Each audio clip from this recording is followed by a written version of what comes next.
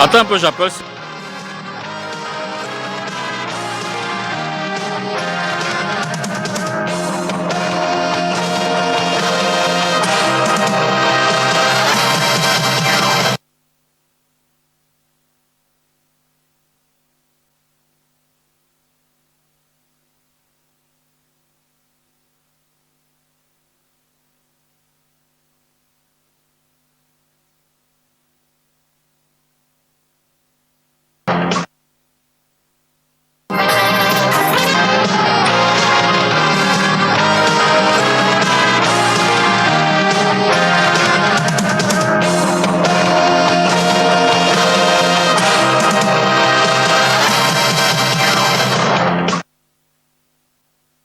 Voilà, monsieur, bonsoir. Heureux de vous savoir à nouveau nombreux pour regarder cette émission Carte sur table, 21h, 23h. C'est le débat politique sur STV.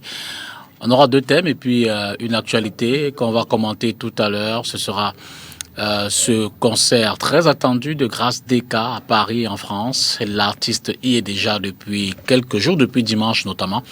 En entrée, on va certainement la voir en direct de Paris. On va essayer d'avoir l'ambiance avant ce concert, mais en plein. On va revenir sur les revendications sociales pour davantage évoquer cette menace du gouvernement qui plane sur les OTS, ces syndicats, ce mouvement d'enseignants qui depuis quelques mois déjà mène un mouvement de grève. Les enseignants ont un certain nombre de revendications. Le ministre de l'administration territoriale, pardon, Paul Atangandi est monté donc au créneau. Mais partie de cette actualité-là pour faire une analyse sur la gestion des revendications sociales par les pouvoirs publics. On va essayer de voir comment cela se fait. Et puis dire également un mot sur cette destination avec l'actualité récente autour des influenceuses et de la destination Dubaï, pour savoir si c'est une destination à haut risque. On va en parler avec nos invités déjà en studio. D'abord, Sylvanus Mutanga, bonsoir. Bonsoir, monsieur député Tongué, bonsoir à tous mes co-pénalistes qui sont présents ici ce soir. Bonsoir à tous les téléspectateurs et les spectatrices de cette chaîne de télévision. Bonsoir aux nombreux militants du mouvement pour la renaissance du Cameroun. Je pense surtout de nos camarades qui sont dans les prisons, la prison centrale de Kondengui, M. Boubou Nissak, professeur Alain Foguet, les autres qui sont à la prison centrale de Newbay, Solomon Bias et bien d'autres militants. Et un bonsoir aussi spécial à tous nos camarades du parti qui sont à la diaspora, qui sont scotchés devant leur petit écran ce soir. Merci infiniment d'être présent ce soir pour cette émission. Je rappelle que vous êtes du MRC. Juste à ma droite, nous avons Mathurin Biol. Bonsoir Mathurin. Bonsoir député Tongor, bonsoir mes copanélistes et bonsoir aux millions de téléspectateurs. C'est pour moi encore un moment de fierté d'être ici invité à ce moment de discussion. Je précise que vous êtes du SDF. Merci également de votre présence. Et puis nous avons Paul Eyoum, bonsoir. Bonsoir député Tongo, bonsoir aux membres du panel, bonsoir à tous les Camerounais qui nous regardent en ce moment, particulièrement mes camarades de l'AFP. Permettez-moi en une minute, député Tongo, de soulever un problème dont on m'a fait On va dans le débat. Pour l'instant, c'est l'introduction. On aura grâce de cas d'un moment à l'autre. Vous allez relever le problème lorsque les présentations seront terminées. Et puis je rappelle qu'on aura Patrick Riffoui tout à l'heure pour le RDPC qui sera également là parmi les panélistes. On va rapidement prendre la transition et aller du côté de la France, savoir comment ce concert se prépare. Transition et puis juste derrière, on sera avec Grâce Descas.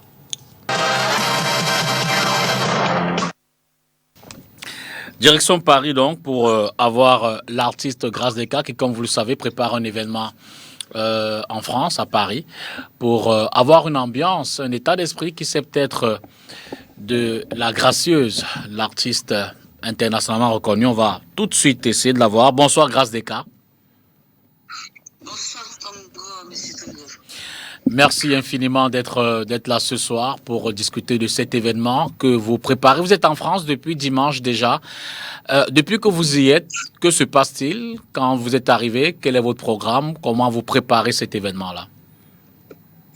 Alors, depuis que nous sommes là, j'ai commencé mes répétitions. Je travaille avec des équipes pour faire un beau spectacle. Voilà, on organise ça. On m'a mis sous un petit régime. Il faut que je cours chaque matin pour être capable de faire des baladeurs et des envolées. Il faut que je fasse un très beau spectacle. En fait, je suis en train de malmener mon corps ici parce que il me faut courir partout. Il faut que je fasse un beau spectacle. Donc, en gros, je crois que ce serait bien par la grâce de Dieu. Je présume que vous avez déjà travaillé sur votre répertoire. Est-ce qu'on peut avoir une ou deux surprises, Grâce? Oui.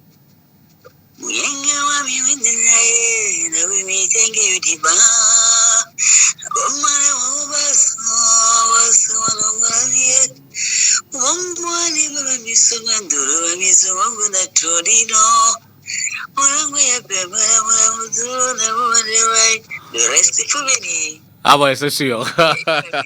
Alors, ben, dans l'environnement, vous avez fait une conférence de presse hier.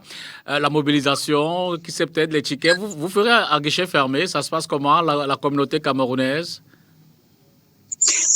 De toutes les façons, je peux te dire que je ne maîtrise pas le côté de la billetterie. D'accord. Moi, cette équipe est tellement solide que ceux qui s'occupent de moi m'amènent manger. Je mange à des heures, je me couche à des heures, que je me relaxe. On a même prié ma soeur pour mon corps, pour que puis que celui qui me fait faire du sport pour être en forme et faire un beau spectacle. Ça se comprend. Je suis entourée des infirmiers, ils ont 2 médecins. Est-ce que c'est comme c'est pour cette maladie qui a miné le monde depuis un moment, Covid-19?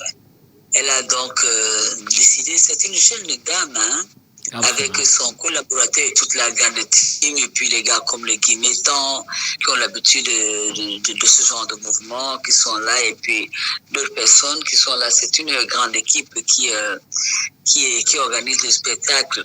Bon, mais c'est plus, il y a quelques gens de métier qui s'y connaissent et qui y sont, et puis les autres, c'est plutôt le corps médical.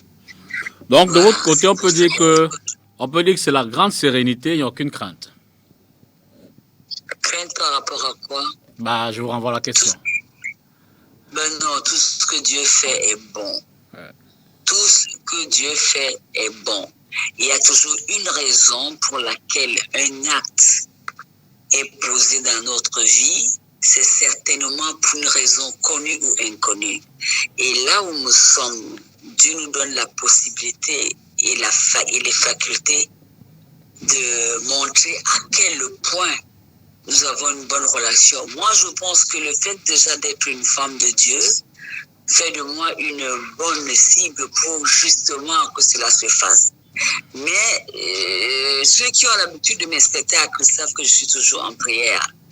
Je me souviens des premiers spectacles que j'ai fait il y a 20 ans, quand j'ai commencé à prier avant les spectacles, il y en avait qui ne comprenaient pas pourquoi je le faisais. Simplement parce que je suis né dans une famille de foi, dans une famille théologale et je mène une vie de foi.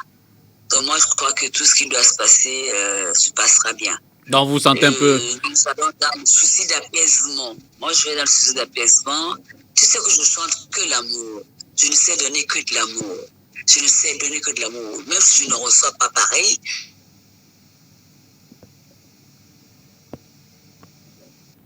Alors, on aura certainement un nouveau Grâce des cas, peut-être... Alors, on vous écoute, hein? On vous écoute, Grâce. Beaucoup de personnes qui sont supérieures à ça. Spectacle et limité sur la terre. Donc, vous sentez...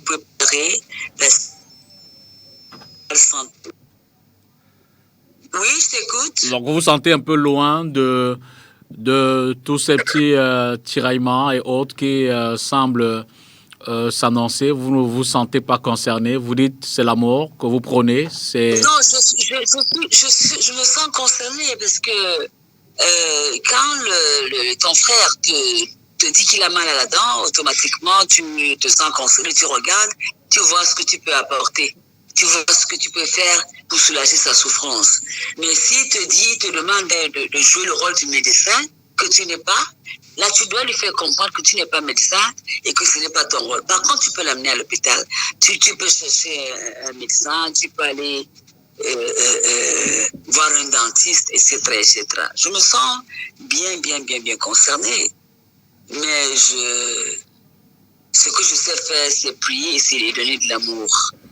Et si on reçoit mon amour, c'est tant mieux. Et si on ne reçoit pas mon amour, c'est tant pis, mais je continue à donner de l'amour parce que c'est comme ça que je suis faite. Moi, je suis faite pour servir. Je suis dans le ministère de Dieu. Et dans ce ministère, on m'apprend à aimer. À aimer et ne pas regarder ce que l'autre fait en face. Je suis enseigne de l'Église. Pour ceux qui ne le savent pas, il faut quand même qu'ils le sachent. J'ai décidé de servir l'Éternel, pas aujourd'hui. D'accord. Pas aujourd'hui, toi, tu me connais. Je sais l'Éternel depuis plus de 30 ans. Absolument. Absolument. Depuis plus de 30 ans. Et mes premiers spectacles, quand je venais et que je commençais à chanter des louanges, j'entendais, oh, toi là, tu sens pas ça ici, hein? On est venu danser le Makossa. Finalement, les gens se sont habitués, ils ont compris qu'il y a des artistes avant de monter sur la scène qui se droguent ou qui prennent de l'alcool et qui prennent un petit verre de whisky, qui prennent autre chose. Moi, ma drogue là, c'est Dieu. J'en parle sans arrêt. Alors, pour finir, Si tu n'as pas envie d'écouter le nom de Dieu, ben ne m'appelle pas parce que de toutes les façons, je te parlerai de lui. pour finir, le contexte Ma soeur doit chanter ça une fois dans une de ses chansons, quel que soit le problème que tu présentes à Grâce, elle te dit, Grâce dit, Kanende. Elle a chanté ça depuis combien d'années? Donc je me dis que c'est ça mon rôle. Je veux simplement que les gens apprennent à s'accepter. D'accord. Voilà. Alors, pour finir, le concert a également un volet caritatif, la collecte des fonds pour des œuvres sociales. On peut en savoir davantage? Oui, moi, c'est l'une des raisons pour laquelle j'aime accepter ce spectacle. C'est l'une des raisons pour laquelle j'ai accepté. Parce que moi, des œuvres sociales, j'en fais depuis des millions d'années. C'est-à-dire que si j'ai eu 5 jours sur Terre, ou 15 minutes sur cette terre, j'ai pensé tout de suite qu'il n'était pas bon que je mange et qu'un voisin et mon enfant à côté, ou l'enfant de mon voisin n'est pas à manger, et je fais comme si c'était normal. Parce que j'ai vu mon père le faire, j'ai vu mon grand-père le faire, j'ai vu ma mère le faire. Dans ma famille, on ne fait que ça. On héberge des gens qu'on ne connaît pas, qui sortent de partout. Si on a un morceau de pain, tout le monde doit se le partager. Et c'est ça que je partage. Il y a une incompréhension quelque part, on se trompe de cible quand on m'attaque, mais moi j'envoie le même message. Je suis une femme d'amour, je suis née pour aimer. Voilà, et je prie pour mon pays. Et je supplie que tout le monde prie, parce que j'ai rencontré des amis à l'époque. Je parlais avec Tchalamona et d'autres qui m'ont parlé de la guerre. Et j'ai compris que c'est une mauvaise chose. Et quand on regarde autour de nous des pays, je dis non, il ne faut pas ça pour notre pays. Depuis ce temps-là, j'ai lu dans la parole de Dieu que c'est Dieu qui installe des gouvernants. Et quand un peuple a un gouvernant, et ils ont un gouvernement, ils ont ceux qu'ils aiment, ceux qu'ils n'aiment pas, ils doivent prier pour que ce qu'ils pensent en bas arrive à remonter. Et c'est ça que moi je sais faire. Merci infiniment à vous. Grâce, merci de cette exclusivité que vous nous avez accordée ce soir. Tout le mal qu'on vous souhaite, c'est une belle réussite dans cet événement que vous organisez le 13 mai dans 3 jours. Merci beaucoup. Que le Seigneur prenne contrôle. Merci infiniment. Bonne soirée à vous et bonne continuation. Pareillement. Bye bye.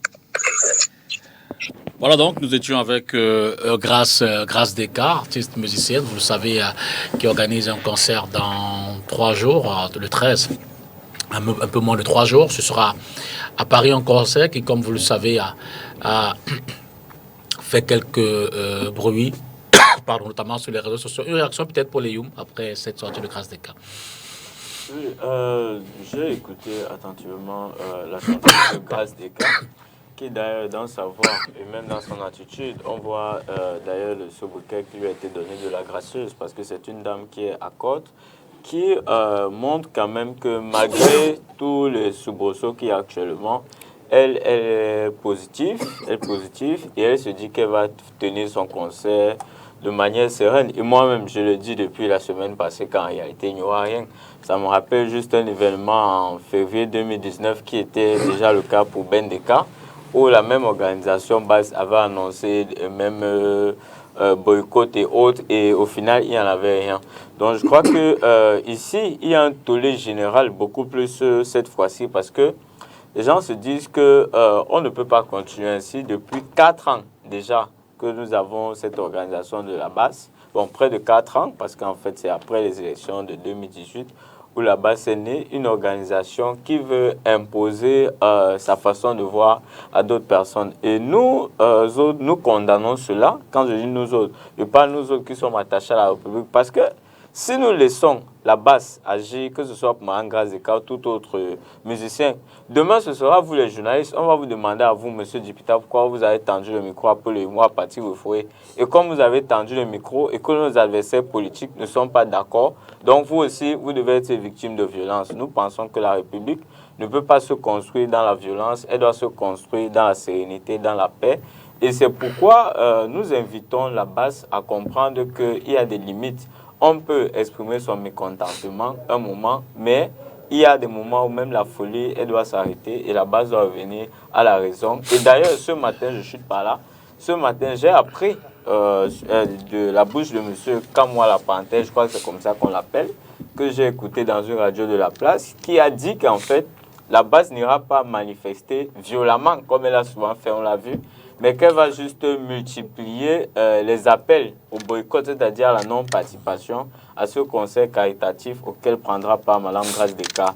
Donc la base, je vois que la méthode change déjà. On commence à comprendre que même un boycott, ce n'est pas des actes de violence, c'est un appel à la non-participation. C'est la décision, d'après ce que j'ai entendu, M. Kamwa, même si ce soir, on a eu un communiqué sur les réseaux sociaux, déposé, je crois, auprès d'une sous-préfecture en France, qui appellerait à l'annulation de ce conseil sous prétexte qu'il pourrait avoir des bagarres sanglantes. Mais moi, je suis serein. Je me dis que ce conseil va se tenir sans problème. Sylvanus. Je pense que pour une Camerounaise du calibre de Grace Ndeka, il est important à ce que les forces vives de notre nation, ceux qui sont à la diaspora, se mobilisent pour donner l'image qui mérite cette icône de la musique camerounaise. Parce que si je compte sur ce qu'il a eu à faire dans la scène musicale, les jeunes Camerounais qu'il a eu à former, je pense que qu'en soit des revendications, je ne pense pas qu'on peut aller se déshabiller au carrefour pour juste démontrer que non, la maison, ça ne va pas. Il y a des canaux. Et je pense que on est bien conscient que cette base, la base est née du fait qu'il y a eu la mauvaise gestion de l'État, de la chose publique, et la plupart de ceux garçons et femmes qui se retrouvent à la diaspora sont à l'issue de la frustration qui a animé notre nation. Mais, comme je dis, pour une femme, une mère, comme Grace Ndeka, je pense que elle-même est victime du système en place, parce que je ne pense pas que la Bible nous dit l'enfant ne peut pas être puni pour les péchés de son père ou que qu'en soit. Elle a tant combattu pour le changement du système en place, à sa façon dont elle vient d'exprimer. Pour nous, au MRC, je pense que le MRC prône toujours le changement dans la paix. Et pour Grace Ndeka, s'il a vu, moi, j'ai participé à la marche pacifique de 2019, qui m'a conduit à la prison centrale de Kondengui, et d'autres personnes. Nous n'avons jamais vu les militants du MRC porter les armes, peut-être les cailloux pour viser sur quelqu'un, et qui sont en train de mener des actes de barbarie. Merci pour rester dans le concert. On va peut-être être apprécié par le MRC.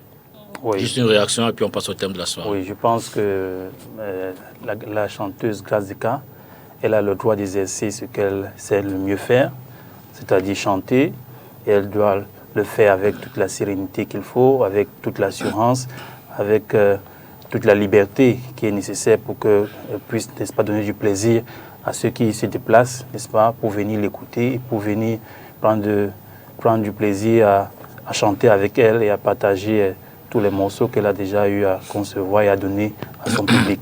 Et je pense que nous autres au SDF, depuis 1990, depuis le 26 mai 1990, nous avons donné de nous-mêmes afin que les Camerounais puissent bénéficier de la liberté d'expression. La liberté d'expression consiste à pouvoir dire ce qu'on pense librement, à pouvoir exprimer son opinion. Je ne connais pas les opinions politiques de Madame Deka, mais je sais qu'elle est citoyenne camerounaise, elle est libre d'avoir une opinion et de l'assumer. Donc, pour ce que je sais qu'elle est une musicienne talentueuse et moi, je souhaite tout simplement que son concert se déroule bien et qu'elle donne du plaisir à ceux qui assisteront à cette soirée, la soirée de gala. Patrick Faut nous a rejoint. Bonsoir, Patrick. Bonsoir, député. Bonsoir aux membres du panel.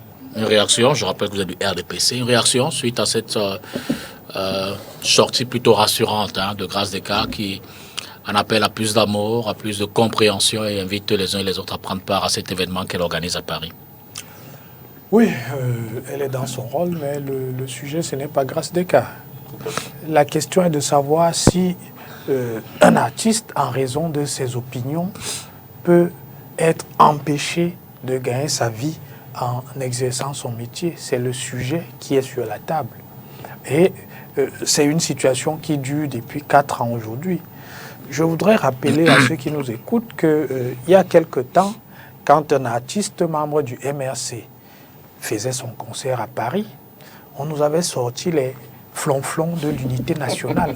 On nous avait dit à ce moment-là qu'il fallait suspendre toutes les guéguerres qu'il y avait parce que c'était le Cameroun qui était engagé. Mais dès qu'il s'est agi de Grace Deka, on est revenu, s'il vous plaît. Dès qu'il s'est agi de Grace Deka, on est revenu à la logique qui est la leur, c'est-à-dire c'est le totalitarisme. Si vous n'êtes pas avec nous, vous êtes contre nous, et si vous êtes contre nous, vous n'avez pas le droit de vous exprimer. Et ça, il ne s'agit pas de la base, parce qu'en 2018, on nous a dit qu'il y avait une organisation qui était mise sur pied, c'était MRC et Alliés. Et dans MRC et Alliés, il y a la base. Donc le MRC est co-responsable de cette situation, qui est une situation regrettable. Parce que moi, je vois ce qui est en train de se passer. Et je vois, s'il vous plaît, je ne pense pas qu'on est venu ici faire de la démagogie. Ce que je vois... Sylvanus, une seconde, Patrick, une seconde. Je vous en prie, ne commençons pas d'aller. Sylvanus, il dira ce qu'il aura à dire. Vous prendrez la parole si vous voulez corriger, si vous voulez compléter.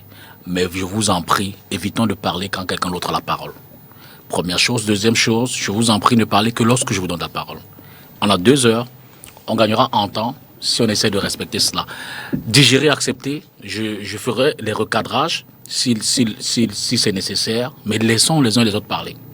Par contre, Patrick, le MRC s'est toujours défendu de n'avoir aucun lien avec la base. Et ça, il faut qu'on en... Non.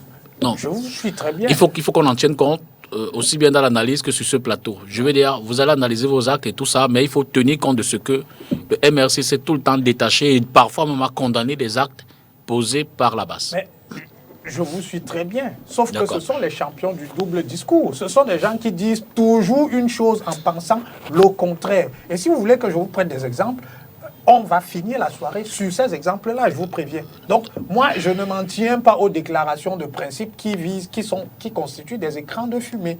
Je dis et je maintiens ce que je dis. Dans la galaxie MRC et Alliés, la base se trouve. Un seul exemple pour qu'on s'en souvienne bien. Lorsque le président de la République est allé à Lyon, ces gens ont interdit à leurs militants d'avoir les t-shirts floqués MRC. Donc ils ont dit, vous avez le droit d'y aller, mais faites en sorte qu'on ne voit pas les sigles MRC sur vous. S'ils savaient qu'il n'y a pas de lien entre le MRC et la base, ils ne donneraient pas une consigne pareille. Ce sont les mêmes individus qui, le jour, sont membres du MRC et la nuit disent qu'ils appartiennent à la base. Donc il ne faut pas qu'on trompe les Camerounais avec ça. Ce que je voulais simplement dire, c'est que c'est une situation regrettable parce que je vois ce qui est en train de se passer. Je vois que certaines personnes s'organisent en disant qu'il va y avoir des représailles. Et ce n'est pas sain pour la République dans laquelle nous vivons. Il faut que les gens reviennent à la raison et que ces pratiques qui sont des pratiques qui relèvent du totalitarisme cessent. Vous avez le droit d'être du MRC, vous avez le droit d'être du SDF. On ne doit pas vous empêcher de vivre de votre métier, quel qu'il soit, parce que je pense que ça ne concerne pas seulement les artistes. Vous ne pouvez pas être empêché d'exercer votre profession simplement en raison de vos opinions politiques. Cela n'est pas acceptable en République. On va suivre. On est d'accord sur le principe. Chacun prend la parole lorsqu'il a reçoit. On va suivre la réaction de Sylvanus et puis... Oui, monsieur le député, donc je pense que je me demande des fois si les militants du RDPC prennent d'abord la cocaïne avant d'arriver à l'antenne. Je vous en prie, parce que quand j'entends un homme comme Dr Rifoué que je respecte... Sylvanus, je pense qu'en même temps, il a fait son analyse, mais sans être péjoratif. Je pense que c'est pas gentil que de... Oui, vous pouvez le dire autrement. Je ne pense pas. Je n'ai pas dit qu'il prenne, je dis je pense. Oui, mais même je veux dire, parce même, que quand quelqu'un le dire même sur un plateau aussi sérieux, c'est pas forcément sain. Je vous laisse dans votre analyse, mais vraiment essayons de ne pas être péjoratif. Merci. Je vous en prie. Parce que quand j'entends les propos tenus par Dr Rifoué, je reviens sur ce que j'ai eu à dire sur ce plateau et même dans d'autres plateaux. L'ancienne forme de la sorcellerie. Et c'est ça que Rifoué fait ici ce soir. Quelle est cette ancienne forme de la sorcellerie? De calomnier, donner les propos démoniaques à un saint juste parce qu'on veut cacher notre mauvaise identité. Je vous ai dit ici à l'entame de cette émission que ce gars que vous le trouvez à la diaspora, qu'on appelle la base, ce sont des enfants issus à la mauvaise gouvernance qui se passe dans ce pays, le régime actuel. C'est des garçons, des femmes mécontentes du régime actuel. Et vous allez nous dire que ces garçons sont à l'issue du MSC. Le MSC n'a jamais été au pouvoir. Quand nous faisons la coalition en 2018, avant les élections présidentielles, à Yaoundé, j'étais présent. À l'époque, là, j'ai représenté la faction du PADEC qui avait détaché pour soutenir le professeur Maurice Kamto. Il n'y avait pas eu la base à la coalition. La coalition a été faite. Nous avons le feu Eric Kingé, paix à son âme, le feu Christian Pendakoka, il y avait une faction du UPC, il y avait une faction de la société civile qui a été incarnée par Bibou Nissak, qui est aujourd'hui militant du MSC, qui est en prison, et bien d'autres personnes. Et si Rifoué vient aujourd'hui nous dire, dans la coalition MRC, il y a la base. Je mérite de lui demander de présenter les preuves, les papiers, les accords signés en 2018, avant les élections et après les élections, qui est à la base. Je vous remercie. On va prendre la transition et puis rentrer dans le premier thème, véritablement, du débat de ce soir. Essayer d'analyser et de comprendre la façon dont les pouvoirs publics, le gouvernement, gèrent les revendications sociales, évidemment, partant de cette réaction du MINAT à l'issue du mot d'ordre renouvelé des OTS.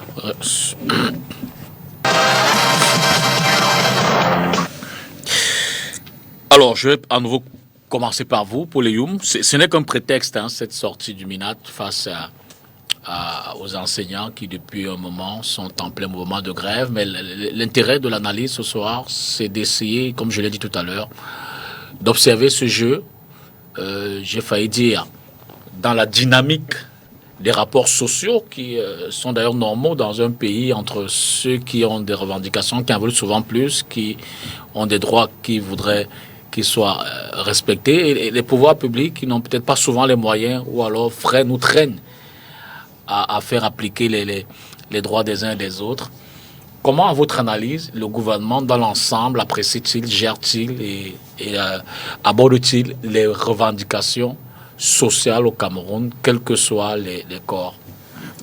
Oui, Monsieur Dupita, vous savez, l'une des fâcheuses différences de notre système au Cameroun, c'est le fait qu'on ait un régime qui ne comprenne pas l'importance de donner une certaine force aux syndicats et aux associations de défense des droits.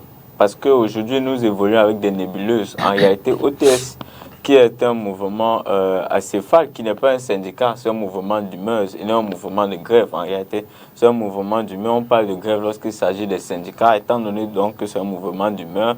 et qui n'est pas facilement contrôlable, puisque vous savez que même lorsqu'il y a eu des réunions avec le gouvernement, plusieurs fois, les membres d'OTS des différentes branches ne se sont même pas reconnus au niveau du ministère. Certains disaient qu'ils ne reconnaissaient pas les autres comme membres d'OTS. Donc ça pose quand même un problème au gouvernement qui n'avait pas l'habitude d'avoir affaire à ce genre d'organisation. D'habitude, on sait qu'il y a des individus qu'on prend, qu'on essaye d'amadouer. Je vous fais utiliser cette expression pour ne pas avoir un mot beaucoup plus fort.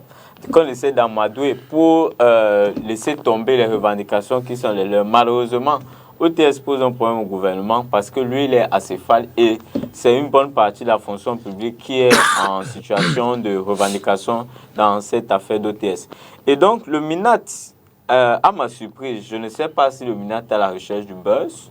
Je ne sais pas qu'est-ce que le MINAT a à voir avec le problème d'OTS. C'est une affaire qui doit être gérée par le ministère des enseignements secondaires et le ministère de la fonction publique.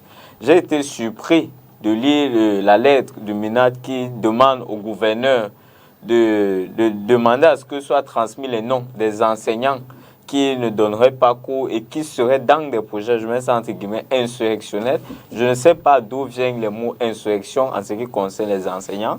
Et déjà, j'ai dit, je ne sais pas en quoi le MINAT est concerné. Le MINAT aurait pu être concerné dans le sens où si c'était des syndicats qui étaient en train d'agir et même des syndicats appartiennent à des corporations qui sont bien connues, qui ont des ministères qui gèrent leurs problèmes. Donc moi, j'ai été surpris de cette sortie du MINAT et cela montre quand même que nous sommes dans une république où généralement on pense beaucoup plus à construire par la répression que par le recadrage. D'ailleurs, aujourd'hui, j'ai voulu vous exposer un problème que j'ai ici, qui est un problème qui s'est passé à Bafoussam, qui entre justement dans ce que j'appelle une république bancale. Vous avez le cas de Mme Choudou Marie, Sylvie, épouse Simon, qui est une dame qui est commerçante au marché de Bafoussam. Lorsqu'on a détruit l'espace, on a reconstruit le marché pour que les commerçants aient de meilleurs lieux pour pouvoir exercer leur profession. Et cette dame, donc, elle est commerçante depuis plus de 30 ans. Elle avait son espace. Est-ce qu'il y a un lien avec ce dont on parle? Je vais vous expliquer, il y a un lien depuis 30 ans qu'il utilise cet espace. Et donc, on allait attribuer son espace à une autre personne. Et elle a dit, elle ne peut pas occuper un autre espace qui n'est pas le sien.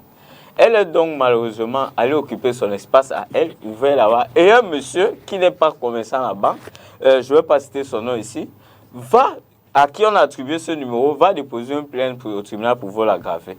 On appelle les autres commerçants qui viennent témoigner en faveur pour dire que non, cette dame, elle n'a pas volé tout. Le tribunal la condamne quand même. On la condamne à 1 an de prison ferme et à 3 millions de dommages et intérêts. Moi, je veux poser ça, il y avait la répression. C'est-à-dire que vous voyez une personne qui est commerçante, qui, vous avez profité pour... Non, bien que pouvant être même condamné, même au cas où quelqu'un volerait, est-ce qu'on a intérêt dans un pays qui veut se construire à mettre un acteur économique en prison qui peut être à l'extérieur, travailler, payer les dommages, mais on met en prison... Vous avez vendu des faits que nous, on n'a pas pu... Non, parce que vous êtes en train d'utiliser l'antenne. Je vais vous dire pourquoi. Non, ça rejoint ce que je disais par rapport au MINAT. C'est-à-dire que... Permettez aussi que je fasse un recadrage. Okay. Regardons souvent les enjeux. Vous êtes en train d'utiliser une antenne. Comment on dit ça, grande écoute. Vous vendez votre histoire. Non, attendez. C'est pas mon histoire, dictateur. Attendez. Oui. La justice s'est prononcée. Oui. C'est une affaire pour laquelle on n'a pas de fait. Oui. Nous, du moins, qu'on ne peut pas vérifier. Oui. Vous dites qu'une femme a un espace. Et puis, elle est accusée de vol. Parce qu'elle a réclamé cet espace. Alors qu'entre la réclamation de l'espace et le vol, même là déjà, il est difficile. Je me suis arrêté à la sentence. Je voulais arriver sur la sentence pour montrer qu'en fait, c'est-à-dire que regardez le MINAT. Je ne veux pas qu'on s'étende plus là-dessus. La sentence, pourquoi? Quand on parle de justice, par exemple, dans le cas d'OTS, je vous ai pris un cas juridique où on a une sentence, où on connaît une personne, bien qu'une personne ayant volé un acte économique, mais qui peut être en liberté, c'est-à-dire qu'on peut le condamner avec ceci et payer les dommages et intérêts. Vous avez le cas d'OTS, des personnes qui revendiquent leur salaire. Il y a eu une négociation pour mars. Je crois que les promesses ont été tenues en mars et même en avril. OTS qui veut chrono, on cherche toujours à réprimer. Est-ce qu'on peut construire? Quand il y a un lien entre la justice, c'est-à-dire que c'est l'état de la justice qui vous indique même la vision que nous avons dans notre pays. On aime trop la répression. Le MINAT, maintenant qu'il écrit la lettre au gouverneur, si les enseignants décident sur l'ensemble du territoire de ne pas enseigner, qu'est-ce qui va se passer? C'est ça la question qu'il faut se poser, M. Dipita. Patrick, sur la gestion des relations sociales, des revendications sociales entre le gouvernement, du moins la gestion par le gouvernement des revendications sociales. Quelle lecture, quelle analyse vous en faites? Écoutez, je vais commencer par prendre un certain nombre d'exemples pour illustrer mon propos. D'accord. En 2011, le gouvernement lance le processus de recrutement de 25 000. À l'issue de ce processus, il y a un certain nombre de revendications qui voient le jour. Un certain nombre d'individus sont frustrés de n'avoir pas été recrutés. Je pense que les autorités ont reçu ces plaintes et certaines ont donné droit à des suites qui ont été positives pour les personnes qui avaient émis les revendications. C'est la même situation qui s'est reproduite en 2020 lorsque le gouvernement a lancé la procédure de recrutement de 2000 enseignants dans les universités du Cameroun. Vous avez un certain nombre de docteurs qui avaient estimé qu'ils avaient été lésés. Ils avaient fait un sitting au MINESUP. Ils ont été reçus par le ministre des Enseignements supérieurs et un certain nombre de ces gens-là ont été écoutés. On a eu des revendications à l'ENAM pour les concours et je crois que le gouvernement a souvent prêté une oreille attentive aux revendications quand les revendications sont des revendications légitimes lorsqu'elles ne sont pas connotées politiquement. Parce qu'il faut bien faire, il faut bien comprendre la ligne rouge que le gouvernement trace. Lorsque les revendications sont des revendications sociales, il y a des injustices, il y a des situations qui sont des situations qui peuvent être des situations dommageables pour les populations. L'oreille du gouvernement est toujours attentive et ce qu'on essaye de faire, ce que le gouvernement essaye de faire, c'est d'apporter la solution dans la limite des contraintes qui sont les siennes. C'est-à-dire que le gouvernement a un certain nombre de contraintes qui sont incompressibles, qui fait qu'il ne peut pas toujours satisfaire totalement les demandes. Mais nous sommes dans un contexte où, je ne sais pas où les Camerounais ont appris ça, mais pour les Camerounais, lorsque vous allez à la table des négociations avec le gouvernement, il faut que vous obteniez 100% de ce que vous avez demandé. Si ce sont des droits. Ce qui est absolument... Mais je suis désolé, lorsqu'on va en négociation, personne n'obtient 100% de ce qu'il réclame. Lorsqu'on va on négocie ses droits. Même si ce sont des droits, je dis bien, lorsque... Mais ce que vous revendiquez, supposons que vous ayez, je ne sais pas moi, une poubelle qui ne doit pas se trouver derrière chez vous. C'est le phénomène du NEMBI. Vous souhaitez qu'on déplace cette poubelle-là. Mais il peut se trouver qu'on n'a pas les moyens de déplacer la totalité de la poubelle. On va vous dire que, OK, dans la situation actuelle, ce que je peux faire, c'est déplacer 50% de la poubelle. Donc vous allez dire au gouvernement, non, si tu ne déplaces pas 100% de la poubelle, ce n'est pas bon. Parce qu'il faut bien comprendre, quand je dis que ce n'est pas possible d'adresser toutes les revendications, c'est qu'en règle générale, quand vous allez à la table des négociations, vous dites, OK, j'ai 10 revendications. Si on satisfait 5 de ces revendications, c'est bon pour moi. Mais dans la situation camerounaise, on pense généralement qu'il faut obtenir 100%. Pire, dans un certain nombre de situations, il y a de la surenchère. C'est-à-dire que les revendications initiales ne sont jamais les revendications finales. Comme toujours, lisez dans la boule de cristal. Je ne lis pas dans la boule de cristal, je vais vous prendre un certain nombre d'exemples. La situation au nord-ouest et au sud-ouest. Lorsque les négociateurs négocient avec les ministres à Bamenda, au départ, il y a 7 revendications sur la table. Après 7, on passe à 13. Après 13, on passe à 18. Et on finit à 23 revendications. C'est-à-dire que les 7 revendications initiales ont toutes été satisfaites.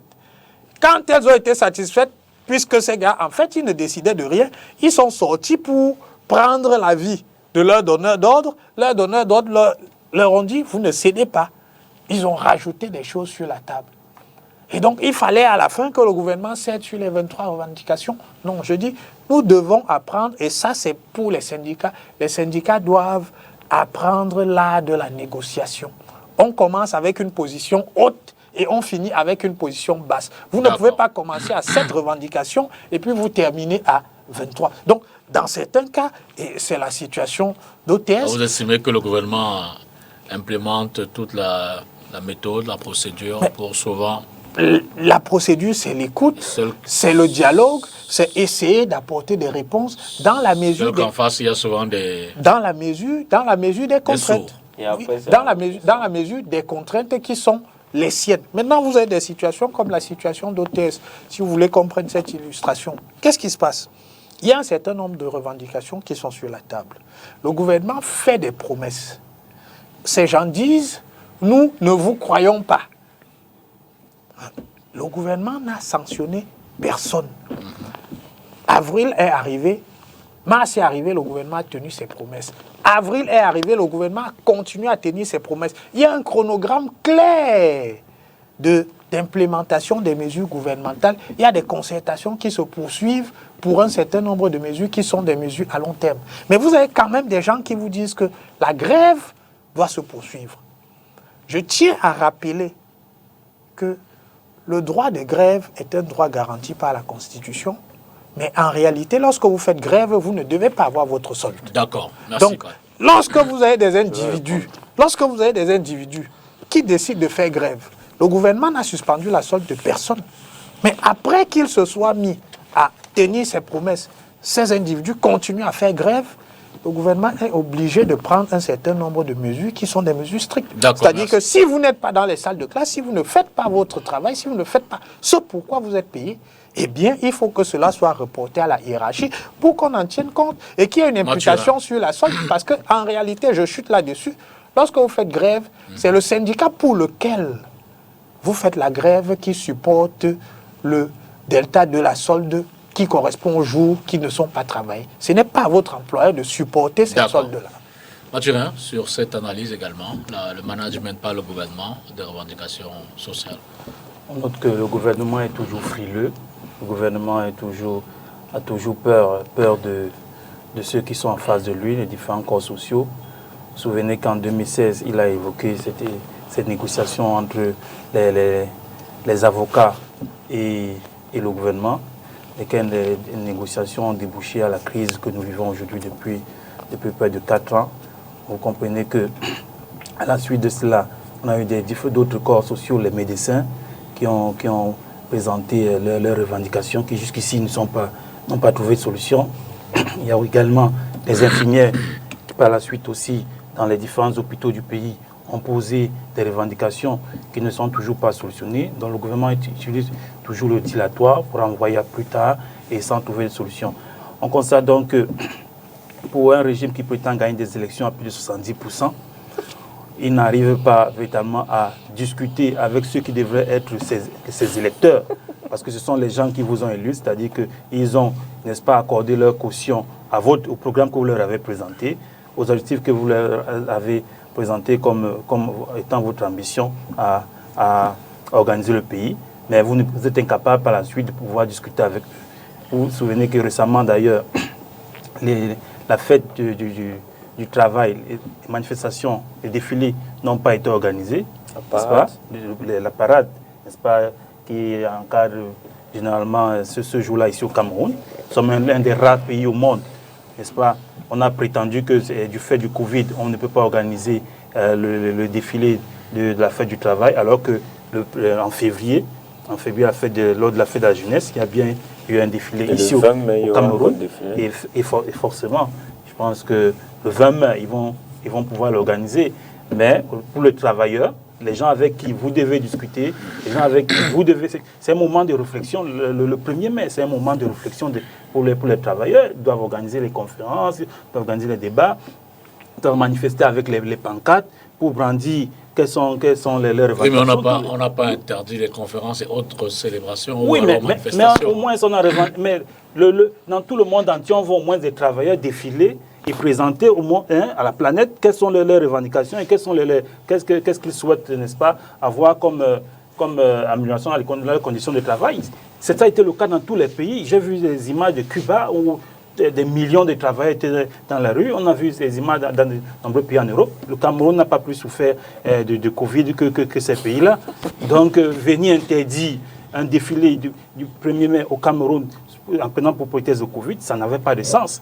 Donc, ça montre tout simplement que le gouvernement, il est frileux, il ne veut pas discuter, il ne veut pas négocier, il ne veut pas rencontrer les syndicats et il est toujours en train d'utiliser la méthode forte. Donc, l'intervention d'Atangandji, elle ne surprend pas.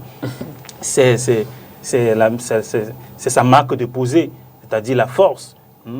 La force, l'intimidation. La volonté, ce n'est qu'une volonté d'intimider les membres des organisations telles que OTS, OTA et les autres. On veut les intimider, on veut les amener à ne pas continuer dans leurs revendications. Vous savez que ces organisations-là, elles ont mis une trêve, n'est-ce pas? Parce qu'elles ont cru à la bonne foi du gouvernement. Alors que cette trêve-là, pour le gouvernement, ce n'était qu'une tactique.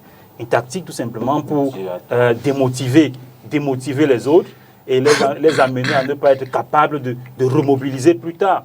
Aujourd'hui, vous voyez, l'événement, la grève était prévue pour être lancée le 9 et pour s'arrêter le 13, mais on ne sent pas la même mobilisation qu'au départ.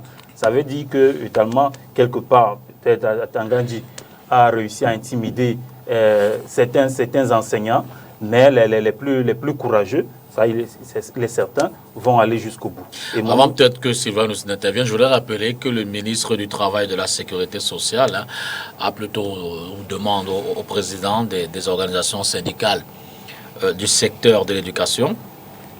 Il souhaite qu'ils assistent, accompagnés de 2 collaborateurs de leur choix, une séance de travail le mardi 17 mai 2022 à 11h dans son cabinet en vue de faire le point, actualiser des avancées enregistrées et échanger sur les prochaines étapes en relation avec évidemment les mouvements de grève qui sont observés qui sont observés.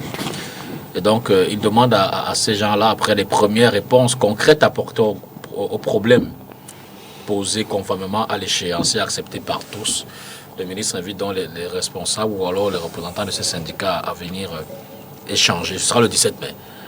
Sur le management du gouvernement des revendications sociales.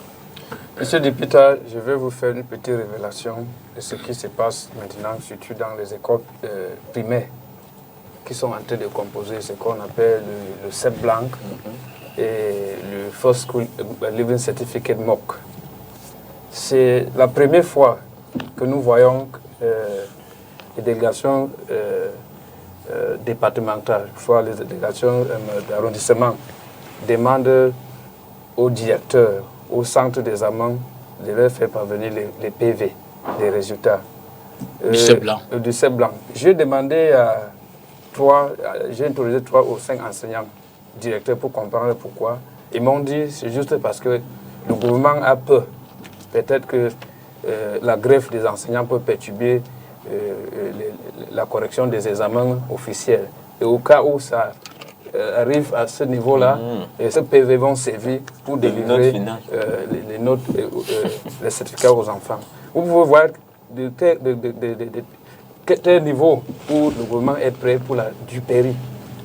Oui, je peux dire, parce que si ça arrive comme ça, ils ne sont pas prêts. C'est quand même aller vite en besogne. Oui, non, je dis, si ça arrive... Ça, c'est plus qu'un procès d'intention. Oui, je dis si c'est ça. Si c'est ça. Oui, mais vous pouvez donc parler dans la supposition et conclure que c'est la duperie. Je les prends à l'heure de ce qu'ils m'ont dit. Parce que je dis c'est la première fois. N'oubliez pas, avant d'être enseignant de l'école secondaire, j'ai été directeur de l'école primaire. Je sais comment ça s'est passé des années. Avant d'être... Je ne suis pas vraiment d'accord avec vous, mais c'est que vous partez d'une hypothèse à une conclusion, je vais dire. Si la conclusion est un peu rapide, c'est juste parce que nous avons vécu les faits. Nous autres, mais ça se faisait déjà avant. Oui, nous autres, nous sommes les victimes du régime en place. C'est-à-dire, quand vous arrivez, les négociations n'aboutissent pas. La première des choses, c'est qu'on passe à une étape supérieure. Et je vais rappeler quelque chose ici par rapport au ministre Atangandji. Le ministre Atangandji, il faut comprendre, c'est un homme qui a... Avant peut-être, mais je voulais d'abord qu'on soit d'accord. Je voulais d'abord qu'on soit d'accord, parce que vous savez, la communication est compliquée. Je voulais d'abord qu'on soit d'accord que vous êtes allé sur une hypothèse, sur 2 ou 3 témoignages d'enseignants. C'est une information à ce que eux-mêmes, si le pays est gouvernable, comme ils nous disent, et si ils ont la bonne foi... C'est une information qui a été transmise à ceux qui vous ont... Les miennes. Okay. Les miennes, là où mes enfants fréquentent. Parce que j'ai été inquiet de cette situation, d'entendre qu'on demande les PV. Au niveau, les PV de quoi? Les PV des examens blancs. Pour archiver, garder dans les archives. Pour quel motif? D'accord.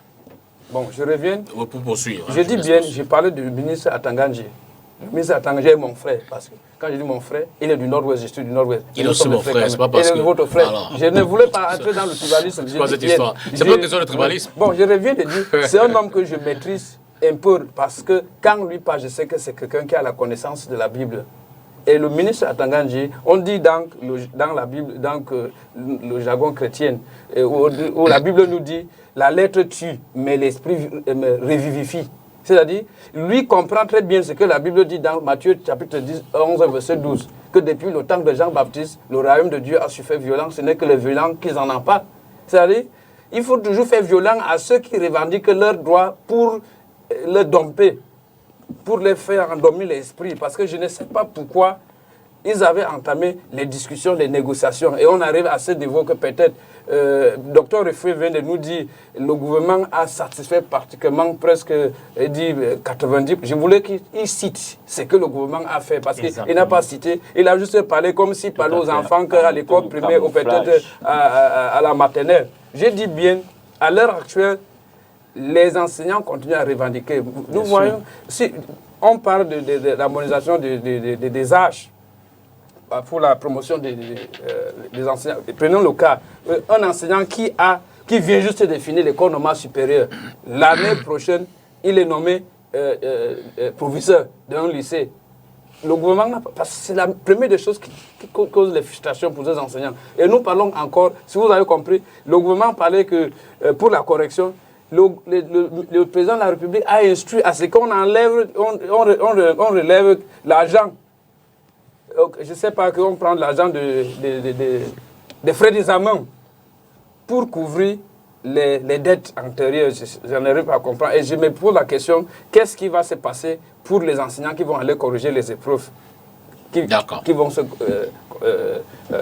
qu'on va composer? C'est là où mes inquiétudes. Bon, pour dire, nous savons nous tous, c'est que la grève des enseignants du NOZO et les avocats a coûté dans notre pays. Et pour dire honnêtement, si j'étais le régime en place, ou j'étais membre du gouvernement, j'allais leur dire de continuer dans les négociations, de ne pas utiliser des méthodes violentes, parce que l'homme camerounais, ils sont les Camerounais. Les autres qui gouvernent sont les Camerounais. Alors Patrick, non, je voudrais partager votre optimisme tout à l'heure quand vous disiez que le gouvernement, sauf si les revendications dérivent ou alors sortent du cadre social, mais que le gouvernement fait toujours tout pour apporter des solutions, mais pour prendre l'exemple actuel, ces enseignants, ça date quand même pas d'hier, ces revendications, encore moins d'avant-hier. C'est pas la première fois qu'ils menacent de faire cette grève. Ils ont été rassurés, je crois, en 2017, ils ont eu des assurances, mais c'est sous fond d'insatisfaction qu'ils ont dû remonter au créneau cette fois-ci. D'ailleurs, ils persistent parce qu'ils se disent, on a déjà été mordu une fois, on sait que ce gouvernement, vraiment, les précédentes fois en 2013, en 2017, on a eu des promesses, mais jusqu'ici, elles n'ont pas été tenues. Premièrement, moi, je vous ai pris des cas concrets, c'est-à-dire des situations dans lesquelles, parce que quand on parle de revendications sociales et de dialogue social, on ne peut pas réduire ça à la situation présente. Je vous ai pris un certain nombre d'exemples qui montrent bien que le gouvernement est toujours attentif à ce qui se passe. Pour revenir au cas qui nous intéresse, il faut bien faire la nuance entre les engagements qui sont des engagements fermes qui ont été pris aujourd'hui et ce qui s'est passé en 2017. Lisez le communiqué du secrétaire général du Premier ministère de 2017. Il s'agit de résolution. Vous voyez que c'est-à-dire qu'on peut faire, Patrick, permettez que je vous relance. Oui. On peut faire un jeu de mots. Oui. Mais la question de fond reste. Non. On va dire résolution, on va dire recommandation, on va dire informe, on va dire application. On fera. Mais il y a des gens, pendant qu'on parlait des résolutions, il y a des gens qui en 2017 voulaient l'intégration. Il y a des gens qui en 2017 voulaient le prix de service. Il y a des gens en 2017 voulaient une augmentation. Il y a des gens. On revient 5 ans plus tard. Nous sommes d'accord là-dessus. Voilà. Je dis une chose. En 2017, il y a eu des discussions et des résolutions ont été prises. Les résolutions sont toujours non contraignante. C'est la même chose avec les résolutions de l'ONU. C'est-à-dire qu'on peut en prendre 250 000, mais il n'y a jamais de début d'implémentation sur le terrain. En 2017, les résolutions qui avaient été prises n'ont effectivement pas été implémentées et c'est pour ça que le mouvement a ressurgi. Mais en 2022, on n'était pas dans les résolutions, puisque ce sont les enseignants eux-mêmes d'ailleurs qui ont choisi de dessaisir le gouvernement en appelant directement au président de la République. Et le président de la République a réagi en instruisant un certain nombre de mesures. Ces mesures sont en train d'être mises sur pied par le gouvernement. Il l'ignore peut-être, mais la réalité c'est quoi? Et c'est pour ça que le mouvement s'effondre, contrairement à ce que Mathurin allègue. En réalité, dans les revendications, 80% des enseignants qui revendiquaient avaient le problème du 2 tiers.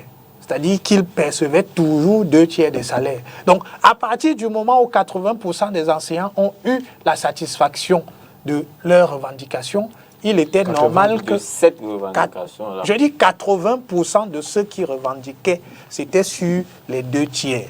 Donc, en fait, à partir du moment où cette revendication-là était satisfaite, la plupart des enseignants avaient trouvé satisfaction.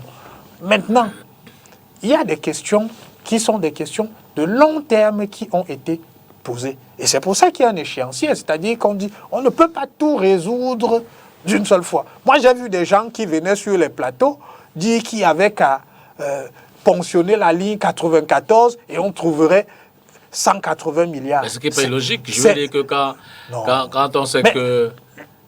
Mais justement, M. Dipita, ce n'est pas sérieux, c'est-à-dire que quand nous venons sur les plateaux, il ne faut pas tenir ce genre de discours. Pourquoi?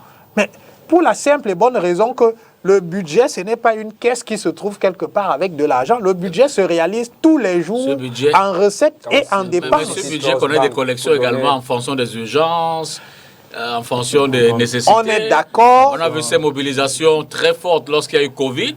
Comment le Cameroun, et tout le monde a fait ce Cameroun, je ne dis pas que c'était une mauvaise opération, mais comment le Cameroun s'est mobilisé en moins de 2 mois, a trouvé des moyens, a combattu la pandémie. Aujourd'hui, le Cameroun est félicité pour avoir pris cette décision. On a vu comment le Cameroun s'est mobilisé pour construire ces stades. Ben, je veux dire que ces enseignants qui regardent comment ces opérations se font en 2 ans, eux qui attendent 10 ans, ils se disent, mais on peut également se mobiliser fortement. Mais, je crois que, justement, c'est-à-dire, l'exemple que vous prenez ne change rien à mon raisonnement. D'accord. Je dis, un budget se réalise de manière graduelle. C'est-à-dire que chaque jour, il y a des entrées et chaque jour, il y a des engagements auxquels vous devez faire face. Dans le cas du Covid, c'était la même chose. Sauf que dans ce cas, il fallait déjà dire... Voilà ce que nous allons mobiliser. Ça ne signifiait pas qu'au moment où on a dit voilà ce que nous allons mobiliser, on mobilisait ce montant. Sauf qu'on s'est projeté en disant pour faire face à cette pandémie, nous aurons besoin de tel montant. Maintenant, ça s'est réalisé sur 2 ans d'ailleurs parce que ça ne s'est pas arrêté sur une seule année. Donc c'est de ça qu'il s'agit. Je dis, ce n'était pas sérieux de prétendre que l'État était capable par un coup de baguette magique, de mobiliser 180 milliards. Non, sauf d'autant qu'il a un certain nombre de dépenses qui sont incompressibles. Par exemple, les salaires, il est tenu de payer les salaires de manière, tous les 26, il faut que les salaires, les fonctionnaires et les agents de l'État passent à la caisse au plus tard, effectivement. Donc, ce n'était pas sérieux de tenir ce type de discours. Donc, je disais, il y a des mesures qui sont des mesures de long terme. Et quand il y a des mesures de long terme, effectivement, vous n'allez pas les implémenter le jour suivant.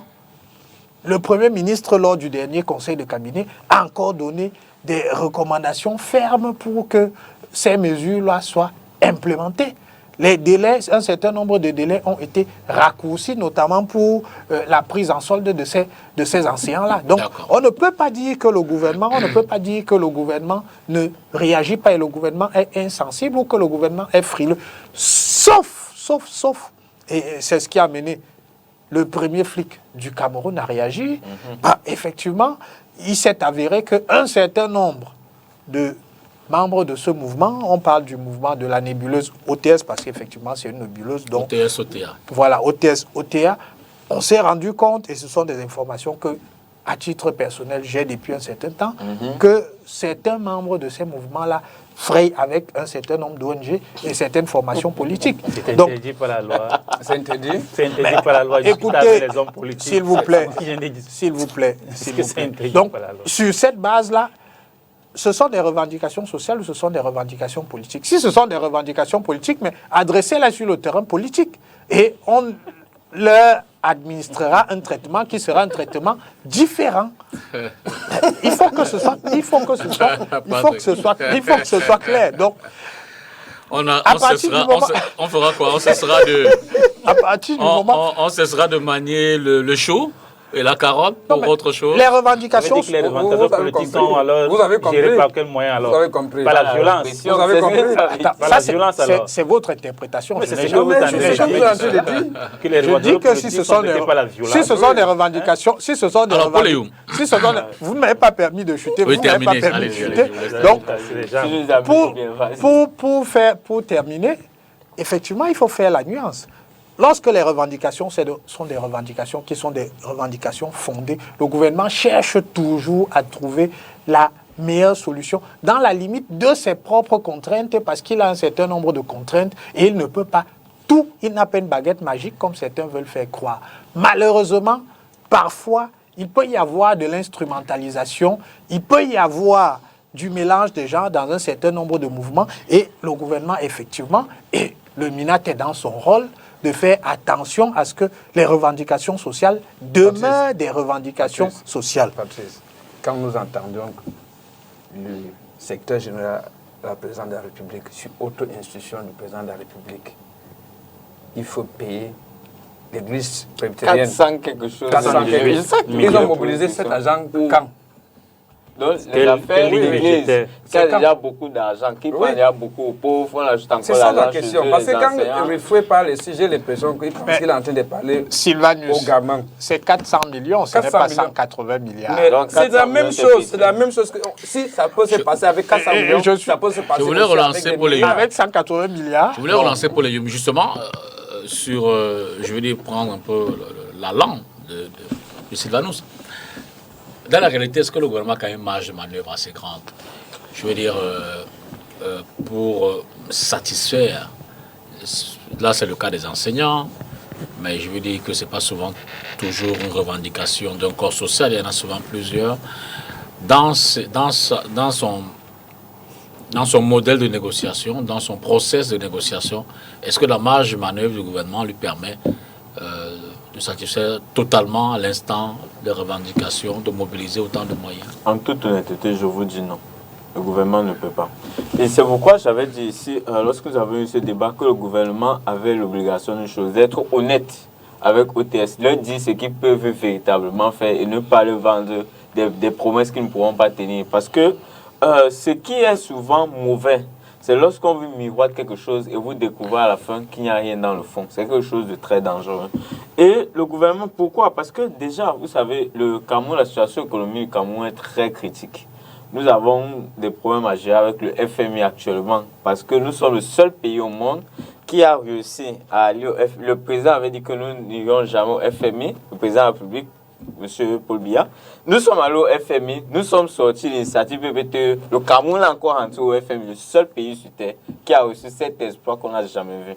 Et dès cet instant donc, où nous vivons une espèce de gestion en coaction avec le FMI, c'est très compliqué pour que le Cameroun vraiment maîtrise son budget. La deuxième chose, c'est que nous sortons de beaucoup de dépenses. Vous avez cité notamment la CAN. Vous avez cité le cas de Covid dont on attend toujours après les 180 milliards aujourd'hui qu'on ne voit pas. Et de ce fait donc, les enseignants, et lorsqu'on a fait encore la promesse de donner d'abord 2 milliards aux enseignants sur les 180 milliards de revendications des droits des enseignants, j'ai dit, voilà des éléments qui indiquent clairement que l'État du Cameroun ne peut pas tenir ses engagements sur la durée qui est prévue. On pouvait dire aux enseignants que, bon, les problèmes d'ordre administratif, parce que M. Rifoué parle comme si le seul problème existant, ce sont les problèmes de droit financier, mais il existe carrément les problèmes de droit administratif, qui pour moi sont même d'ailleurs les plus prioritaires, parce que le véritable problème, c'est le statut de l'enseignant au Cameroun. Tout ce que le gouvernement fait là, actuellement, c'est de la fumisterie, c'est du saupoudrage. Parce que tôt ou tard, on sera rattrapé pour organiser des états généraux de l'enseignement dans notre pays et gérer ce problème du statut de l'enseignant au Cameroun. Et donc, de ce fait où le gouvernement donne à cette capacité, il va se retrouver donc dans une situation où les membres de OTS viendront leur dire, vous nous avez fait telle promesse, vous n'avez pas tenu. Et le gouvernement, dans sa tactique de camouflage que je disais tout à l'heure, qu'est-ce qu'on fait? On respecte d'abord 2 mois, le temps qu'il y ait quelques personnes qui soient un peu, qu'on contente un peu. Le mouvement commence à perdre de la langue. Et juste après, lorsque le mouvement, les membres du mouvement veulent maintenant revendiquer le reste des droits, on passe à la répression et le mouvement, il est déjà désorganisé. Donc moi, je crois que le problème fondamental du Cameroun, c'est que nos dirigeants ne pensent pas à construire une république.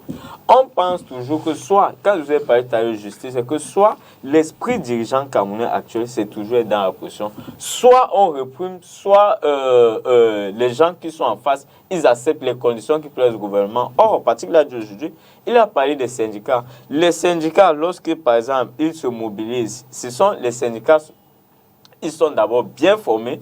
Et lorsqu'ils se mobilisent, ils disent, par exemple, on veut gréver sur 1 semaine. Si vous, le patron, ici, c'est l'État du Cameroun, en ce qui concerne les enseignants du secteur public, vous ne voulez pas que la grève dure sur une semaine, vous pouvez dire que, bon, elle peut durer sur 3 jours. L'État prend celui de payer les autres 3 jours de grève. Voilà des mythes. Mais chez nous, au Cameroun, non. On laisse des mouvements, des nébuleuses qui naissent pour maintenant accuser les partis politiques. L'autre chose que je voulais dire à M. Refoué, c'est que un parti politique, tout ce qui se passe dans la société, un parti politique a le droit de donner son opinion dessus. Il n'y a pas d'instrumentalisation lorsqu'un parti politique prend position sur une question qui fait débat dans la société. Donc, c'est une question d'ordre national. Et je chute par là, M. Djipita, c'est que l'instrumentalisation vient plutôt du RDPC. Parce qu'en réalité, ce sont les gouvernants. Moi, je commence de plus en plus à croire au coup d'état scientifique.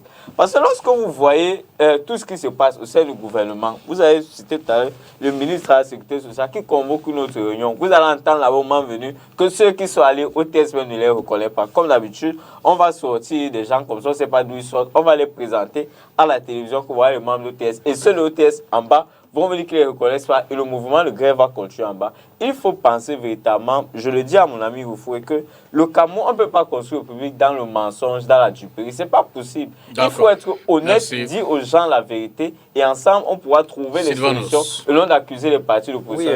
Sur les marges de manœuvre gouvernementales. Oui, monsieur le député, quand j'entends des Camerounais dire que l'OMRC n'a pas gagné les élections en 2018. J'ai dit des Camerounais, je reviens, je vous en prie. On revient encore là. Oui, des Camerounais. Quand je dis des Camerounais en face. Je me demande donc, pour une élection comme celle de 2018, que les Camerounais ont voté pour... On va très vite faire les revendications. Je suis en train de venir pour un leader à 91, 60 quelque chose. Quel projet de société, quel programme il avait proposé? Parce que si c'était le projet qu'il avait proposé aux citoyens camerounais pour la réforme dans les différents secteurs, et ce Camerounais n'arrive pas à voir ces réformes, ce n'est pas de leur droit de se lever pour revendiquer. Et si le régime en place est en train de leur mater, de leur violenter, parce que quand c'est que le ministre... C'est de la violence, bien sûr. C'est la violence. C'est de la répression. C'est de nous dire véritablement que vous, ce n'est pas vous qui avez voté telle personne. C'est des manœuvres qui l'ont placé là-bas. Et si vous voulez soulever la tête, on va vous montrer que sans vous, on peut s'en sortir. Parce que le peuple souverain, on ne peut pas tenir ce genre de langage pour dire si vous faites ceci, vous faites ceci, vous faites ceci. Pour un peuple souverain qui revendique quelque chose qui concerne l'éducation. L'éducation de nos enfants, on ne s'amuse pas parce que le développement passe par l'éducation. Si les enseignants sont mécontents, ils ne peuvent pas enseigner nos enfants. Est-ce que le MINAT interdit le problème d'abord, les menaces. Est-ce que le MINAT interdit les revendications? Le MINAT dit ceci. Le MINAT dit que il y a des revendications. Il y a des gens, quand on entend les négociations, ils viennent lundi. Le mardi, on voit d'autres personnes qui n'étaient pas là hier. Le mercredi, quand on est d'accord avec les 2 premiers groupes, on voit une troisième catégorie de personnes. Maintenant, eux donc, le gouvernement, ont commencé à implémenter un certain nombre de décisions qui ont déjà été prises avec ces personnes qu'on change tous les jours. Mais malgré ça, malgré que le gouvernement est en train de respecter les échéanciers d'implémentation des décisions, eux, ils continuent à lancer des mouvements alors qu'on ne les connaît même pas. Monsieur le député, voilà ce que le ministre Tangandi dit. Alors, il demande au gouverneur d'identifier finalement ces gens-là qui sont dans le noir. Monsieur le député, et éventuellement de les faire interpeller. Sans une volonté réelle de dire que le ministre Tangandji n'est pas en train de jouer son rôle. Je serais en train de dire que c'est le mensonge, la gauche, l'enfer. Parce qu'il est en train de jouer son rôle. Son rôle de quoi? Protection de l'ordre public. Non, de celui qu'on appelle en anglais the bully of the regime. Non. Parce que je pose question, il n'est pas le ministre de la communication. Non. Ce n'est pas lui le porte-parole du gouvernement. L'enseignement secondaire. Le ministre de l'Intérieur. Il est le ministre chargé de l'ordre. De l'ordre, mais ce n'est pas lui toutes les décisions qu'ils ont prises. Et il estime que le mouvement de grève, c'est créer un désordre. Non, c'est pas. Et il faut donc qu'il ramène de l'ordre. Quel ordre? Quel désordre? Tout ce qui se passe, qu'ils sont en train de chercher les solutions, ce n'est pas le désordre créé par le régime. Bien sûr. Les enseignants sont en train de vouloir chercher pour qu'il y ait de l'ordre. Les enseignants veulent profiter du torrent pour... Ce n'est pas de torrent. Les enseignants viennent pour redresser, pour corriger le désordre qui est installé au sein de l'appareil gouvernemental, le système de fonctionnement des enseignants. Je dis bien, pour ce qui concerne l'enseignement, je pense que ces membres du OTS qu'on parle sont des enseignants. Leurs noms sont dans les fichiers. Le ministre n'a pas besoin de les appeler. Si il y avait une réelle volonté, je crois que le ministre d'enseignement secondaire, le ministre d'enseignement primaire, c'est comment appeler l'éducation de base, c'est comment appeler ces enseignants et même les membres de ce nébuleux groupe, comme on dit, et dialoguer avec eux. Parce que je dis bien, la répression. C'est juste la répression qu'on veut utiliser et je ne suis pas parmi ceux qui pensent que c'est comme ça qu'on doit gouverner un peuple souverain. Parce que si on dit qu'on est souverain, nous ne sommes pas des esclaves de quiconque, de quelqu'un. On ne devait pas nous gouverner comme ça. Je vous ai dit, docteur Refoué, il nous a dit ici, le Cameroun est l'un des pays dans le monde que les droits inscrits dans la constitution de notre pays sont respectés. Je lui pose la question, que fait Boumnissak à Kodengui? Que fait le professeur Alain Fogué à Kodengui? Parce qu'ils ont demandé la réforme consensuelle du système électoral, la fin de la guerre dans le Nozo. Merci Sylvanos. Ce sont des questions que je pose. Patrick, sur la marge de manœuvre du gouvernement. D'accord. Sur la marge de manœuvre, puis on en sort puisqu'on aura le dernier thème aussi. Oui, monsieur le député Tonga, je voudrais dire que le gouvernement a tout, entre toutes les cartes entre ses mains pour pouvoir gérer ces différentes crises sociales. Vous pouvez le remarquer au niveau, par exemple, du train de vie que ce gouvernement, n'est-ce pas, mène. À partir du train de vie de ce gouvernement, vous pouvez comprendre qu'il y a des moyens pour pouvoir satisfaire aux revendications des enseignants.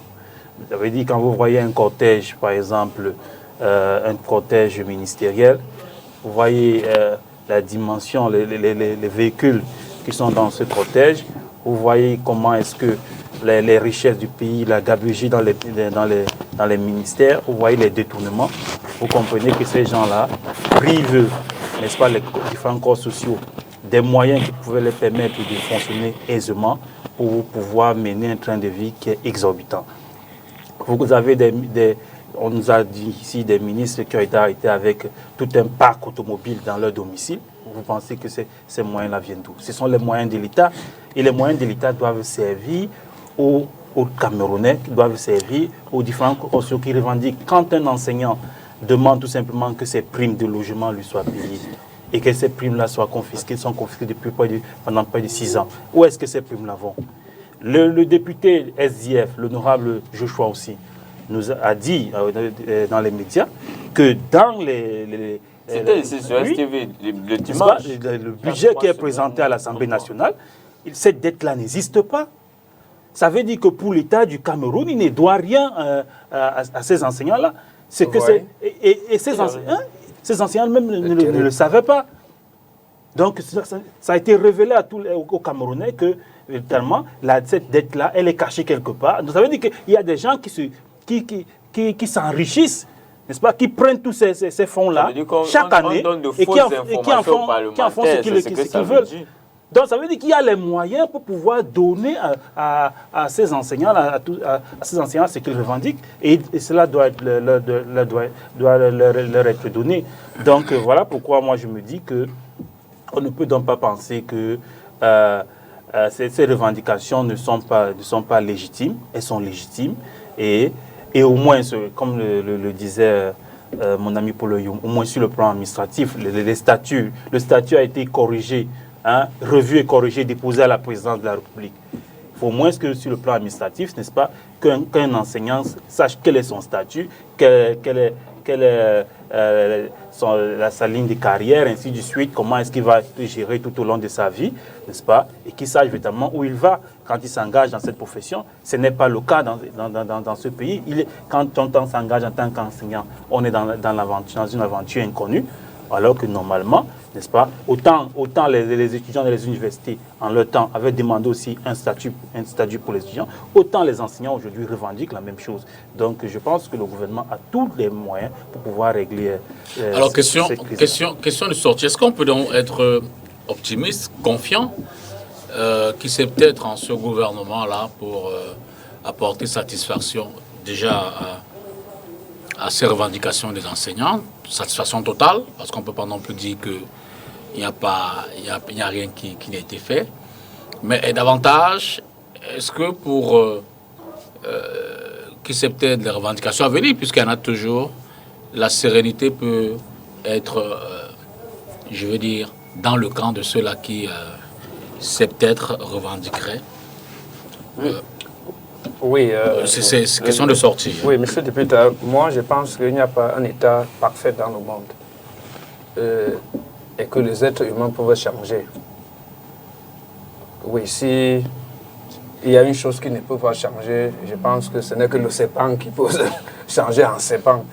Et nous sommes même juste, on est la forme de rein. Et ce sont des indicateurs donc que les Camerounais, dans la vaste majorité, devaient prendre en compte pour comprendre qu'il est temps à ce qu'on regarde comment reconstruire notre pays, donner une certaine nouvelle image à notre pays. Et si on pense compter sur ceux mêmes gens qui sont depuis des trentaines d'années au pouvoir pour réaliser cela, c'est l'enfer. C'est un mensonge qui vient de la coffre d'enfer. Et pour ces enseignants qui sont en train de grever, si par extraordinaire, je ne sais même pas par quel moyen, le régime en place arrive à résoudre leurs problèmes, on doit seulement remercier l'Éternel, mais penser qu'une solution adéquate et acceptable peut venir de ceux qui sont en train de gouverner actuellement, je dis, ce n'est pas vrai. Et c'est regrettable, mais c'est juste la triste vérité que je dois dire. Paul?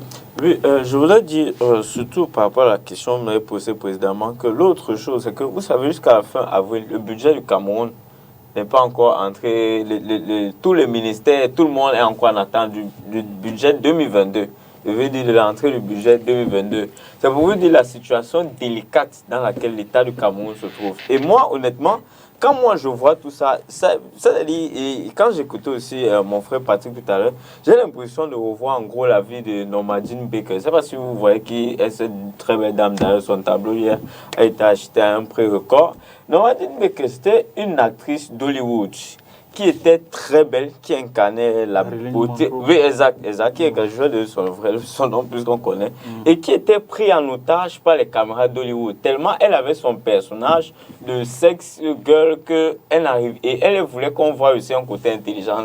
Malgré qu'elle épousait un artiste qui était un dramaturge, quand elle rentrait chez elle, les photographes disaient que quand ils arrivaient le matin chez elle, elle était méconnaissable. Et dès qu'elle arrivait en studio, ils voyaient la Marilyn Monroe, qui est son nom qu'on connaît plus, son vrai nom c'est Normadine Baker, qu'ils connaissaient. Et c'est exactement ce que je vois avec le gouvernement. C'est-à-dire, le gouvernement vit des tourments.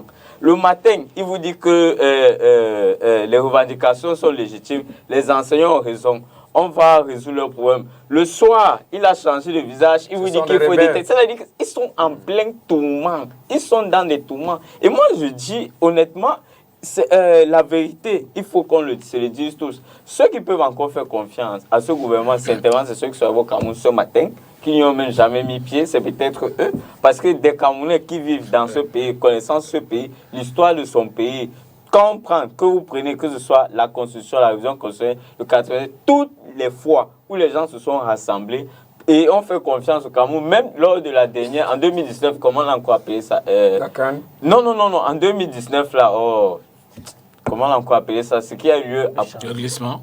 Non, la grande concertation qu'il y avait. Le grand dialogue national. Le grand dialogue national. Même lorsqu'on se retrouve pour les événements, on fait confiance à ce gouvernement. À la fin, il n'y a jamais rien. La seule chose qui reste à faire, M. Rifo et ses camarades, c'est de comprendre que le Cameroun vous a dépassé depuis longtemps. Il faut qu'on vous envoie à la maison et que ceux qui ont des idées et qui veulent réformer ce pays comme nous autres, que nous puissions le faire. Mais ils veulent bien le comprendre, mais ils disent que le peuple... Rifo ne peut pas bien comprendre. Je pense que les choses sont simples. La souveraineté vient. La souveraineté vient du peuple et jusqu'à preuve du contraire, il continue à nous faire confiance en dépit de ce que Paul Eyoum allègue. Je constate d'ailleurs que sa formation politique, si on devait la qualifier, serait à côté de celle de mon ami Sylvanus dans le lot des très petites formations politiques, c'est-à-dire celles qui n'ont pas de représentants ni dans un conseil municipal, ni à l'Assemblée nationale. Donc, il faut éviter de venir nous donner des leçons à nous qui avons tous les jours la confiance du peuple camerounais. Je dis... Mais vous avez les leviers, s'il vous plaît. Vous pouvez pas citer avec ce même peuple. On a discuté ici. Je pense que nous sommes en train de clore ce débat. Moi, j'ai pris un certain nombre d'exemples. Personne n'est capable de prendre un exemple contraire, c'est-à-dire en dehors de la situation d'OTS. Et je précise encore que pour OTS, l'essentiel des revendications ont été satisfaites. La majeure partie des enseignants grévistes sont rentrés dans les salles de classe. Donc, ceux qui sont en train de poursuivre la grève aujourd'hui, mais vous êtes en train de ricaner. Faites un tour dans les lycées et collèges de la ville de Douala. Ensuite, vous venez me dire ce que vous avez entendu. Allez dans les salles voir si on fait coup ou pas. Pas ce que vous avez entendu. Rendez-moi compte de ce que vous avez vu. C'est de ça qu'il s'agit.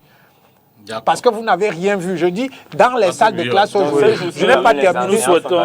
Je dis, permettez-moi de terminer. Les enseignants sont dans les salles de classe et ils le sont en majorité. Maintenant, il y a une petite minorité, il faut bien préciser, il y a une petite minorité qui a décidé de poursuivre la grève, soit parce qu'elle était aiguillonnée par un certain nombre de formations politiques, soit parce qu'elle est instrumentalisée. Et effectivement, le ministre de l'administration territoriale est dans son rôle et il va falloir que, effectivement, les autorités reportent tous les cas afin que ces gens-là, effectivement, ils ont le droit de continuer à gréver.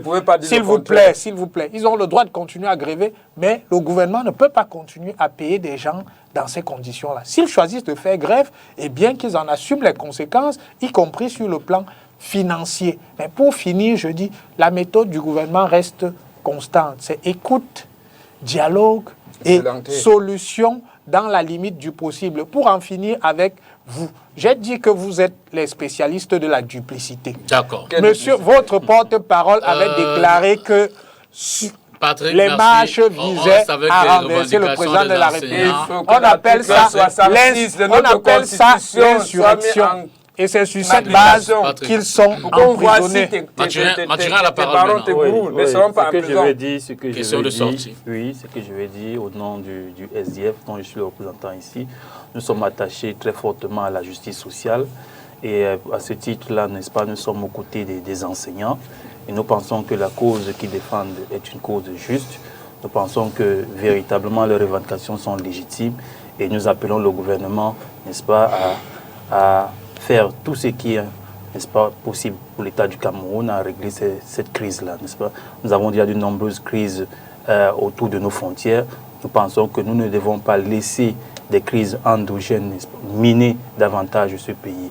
Il est tout à fait normal pour le gouvernement, il est tout à fait urgent pour le gouvernement de s'attacher, n'est-ce pas, le plus urgemment possible à la résolution de ces crises. Et moi, je pense que, contrairement à ce que dit le gouvernement, les partis politiques, n'est-ce pas, ne doivent pas être considérés comme des ennemis jurés. Nous pouvons discuter avec les différents corps sociaux sans que ça ne représente une menace terrible pour la sécurité du pays ou alors pour l'intégrité de cette nation. Donc, il ne faut pas que des gens soient arrêtés, comme nous avons lu dans le communiqué du ministre Dangadji, tout simplement parce qu'ils ont discuté avec des leaders politiques. J'ai même une question. Quel parti politique a intérêt à ce qu'il y ait le chaos, puisqu'on ne peut pas gouverner dans le chaos? Donc, en réalité, tout ça, c'est des élucubrations qu'on invente comme ça pour essayer de mettre le spectre que les partis de l'opposition sont des dangerosités. Transition, et puis on prend le dernier thème de ce soir. Transition. On va peut-être prendre une transition ou on va... Alors c'est la dernière ligne droite, encore un peu moins de 33 minutes pour la fin de cette émission. On va essayer de dire un ou deux mots sur cette actualité qui nous rattrape assez grandement. La ville de Dubaï qui accueille, comme on le sait, beaucoup d'Africains pour de multiples raisons. D'aucuns y vont pour des affaires, d'autres pour le commerce et ainsi de suite. Et on a tout récemment, du moins, peut-être pas découvert, mais ça a été mis au devant de la scène, cette autre catégorie de personnes, influenceurs, influenceuses, qui y vont pour des pratiques pas toujours recommandables et recommandées. Très cher payé. D'abord, messieurs, avez-vous été surpris par cette actualité-là, Patrick? Écoutez, surpris, non. Nous sommes des êtres humains. Et j'ai envie de dire, tous les goûts sont dans la nature. Il y en a qui sont prêts à donner père et mère pour avoir un peu d'argent. Donc je ne suis absolument pas surpris que vous ayez des gens qui acceptent de jouer les WC ambulants. Je ne suis pas le gardien de la morale, je ne suis pas le gardien de la morale publique. Je ne conseillerais à personne de se livrer à ce type d'activité. Mais à partir du moment où, je vais peut-être choquer certains, à partir du moment où la loi ne condamne pas ces pratiques-là, je ne condamnerai pas ceux qui s'y livrent. Je les laisse avec leur conscience et la laine qui va avec, parce que je suppose que lorsque vous subissez ce genre de pratique, bon, vous aurez beau laver votre bouche à coups de dollars, vous allez garder la mauvaise haleine pendant un certain nombre de temps. Et puis, il y a la question de la conscience individuelle.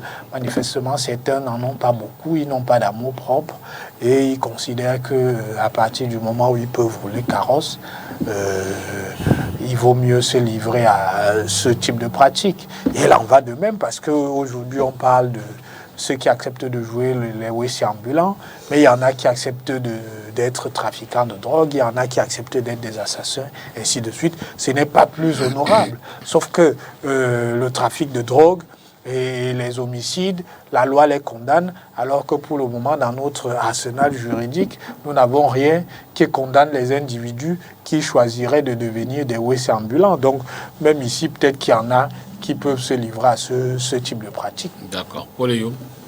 Oui, Djibita, vous savez, notre société, elle est malade. Il ne faudrait pas que Dubaï soit on ne stigmatise pas la ville de Dubaï, parce que c'est qu'on condamne qui se passe à Dubaï. Ça se passe même ici, et même pire au Cameroun. Ah bon? Oui, bien sûr, tout le monde le sait, c'est un secret de polichinelle. Je ne le savais pas. Non, mais nous le savons. Donc, et ce qui, moi, me choque, en fait, c'est le niveau de cupidité qui arrive à déshumaniser les gens. Nous sommes là dans la déchéance des valeurs, parce que nous sommes dans un pays qui, malheureusement, les valeurs tournent autour de l'argent, tournent autour du bling-bling, tournent autour de tout ce qui est fugace, tout ce qui est pareil. Je vous prends un cas, par exemple. Lorsque vous êtes en campagne électorale au Cameroun, 95% des gens vous demandent que vous donnez quoi? La bière, 2000, le sac. Quand les gens ont pour référence, là où on doit parler de l'intelligence, le projet, le don, le matériel, on ne peut que créer une société dans laquelle tout le monde est attaché au matériel. Nous avons au Cameroun une course vers l'enrichissement qui est même scandaleuse à la limite. C'est-à-dire les gens veulent être riches très vite et sans passer par le travail. Seulement parce que nous sommes dans un pays où l'enrichissement illicite a fait son nid, puisque les gouvernants eux-mêmes, ils n'appliquent pas l'article 66. Vous pouvez vous lever un matin, vous construisez un immeuble de 5 niveaux, personne ne va vous demander où vous avez pris l'argent. Donc quand vous êtes dans ce genre de pays, c'est normal que les gens se disent que tiens, moi aussi je peux être riche et je peux passer par tous les moyens. Malheureusement, ce qui se passe à Dubaï, vous avez le phénomène ici au Cameroun où on parle des affaires d'homosexualité et autres qui sont posées comme des conditions des femmes même des femmes qui sont victimes de ce qu'on appelle les promotions canapé et autres, qui existent dans différentes promotions. C'est pas ce qui se passe à Dubaï qui est le problème, c'est la mentalité de notre société. Et cette déchéance de valeur fait en sorte que les gouvernants eux-mêmes, ils participent à cela. Quand on vous dit que quelqu'un a 50 voitures dans son parc, il vole l'argent de la République, il part au TSS et il peut sortir parce qu'il rembourse 50 millions et qu'il y a une autre dame, Abafsam, qui peut aller en prison pour l'histoire que j'ai évoquée. Vous comprenez très bien que l'absence de valeur, pardon? Votre dame de Bafoussam. Oui, si vous voulez, l'absence de valeur, l'absence d'une véritable justice, l'absence d'une société où on ne valorise pas l'intelligence. Regardez même dans les différents corps de métier. Aujourd'hui, vous allez voir que les gens qui proposent des choses, je prends le cas par exemple au professeur Emmanuel Pondi. Combien de Camerounais connaissent Emmanuel Pondi? En réalité, peu. Mais on va parler, je ne veux pas citer ces jeunes dames qu'on connaît sur les réseaux sociaux ici, qui sont connues pour être, je ne veux pas être des escort girls, je préfère le dire ainsi, sur les réseaux sociaux, qui sont, entre guillemets, des modèles pour des jeunes filles. Tout le monde veut être comme elles. Il y a le phénomène de Lala Claire, on change la peau, on essaie d'aller à Dubaï, on prend les photos pour savoir à quelque chose. Non, le Cameroun ne peut pas se construire ainsi. Il n'y a aucun pays dans le monde où on s'est construit avec pour valeur l'argent, le pareil, le bling-bling sans le fond. Et l'autre chose que je vais vous dire, en France, si vous allez en France, par exemple, par les modèles, en France, on va parler de Simone Veil. Dès qu'on va dire Simone Veil, tout le monde va fermer sa bouche. Vous pouvez me citer combien de dames au Cameroun dont on peut citer comme Simone Veil. En France, tout le monde va rester là. On va voir le parcours, le tracé. Vous avez donc cette société-là où il y a cette déchéance des valeurs, où on a encore tué l'éducation. Et moi, je dis que le problème, véritablement, ça vient de l'éducation. Quand vous avez un système éducatif où il n'y a plus la morale, où la morale et la citoyenneté s'est bafouée, on met sur le plat. Nous autres, on va vous dire que regardez celui-là, il n'a même pas d'argent, il n'a rien. Qu'est-ce qu'il peut dire? On peut faire mettre au profit de ceux, aux dépens de ceux qui ont des choses à proposer, qui ont un pays à bâtir pierre par pierre dans la dignité. Parce que ceci n'a fait d'éducation. Vous allez accuser les familles, oui, les familles, parce qu'aujourd'hui, les gens même ne peuvent plus éduquer les enfants à cause des conditions de la vie qui les amènent à être impliqués à travers tous les jours. Honestly speaking, when I watch those horrible videos in the social media, they left me perplexed. Very perplexed, not because it's a novelty, but that it was done. When you look at, especially the young lady that was tied like a dog, it's a black girl, and the person that held the rope was a white man.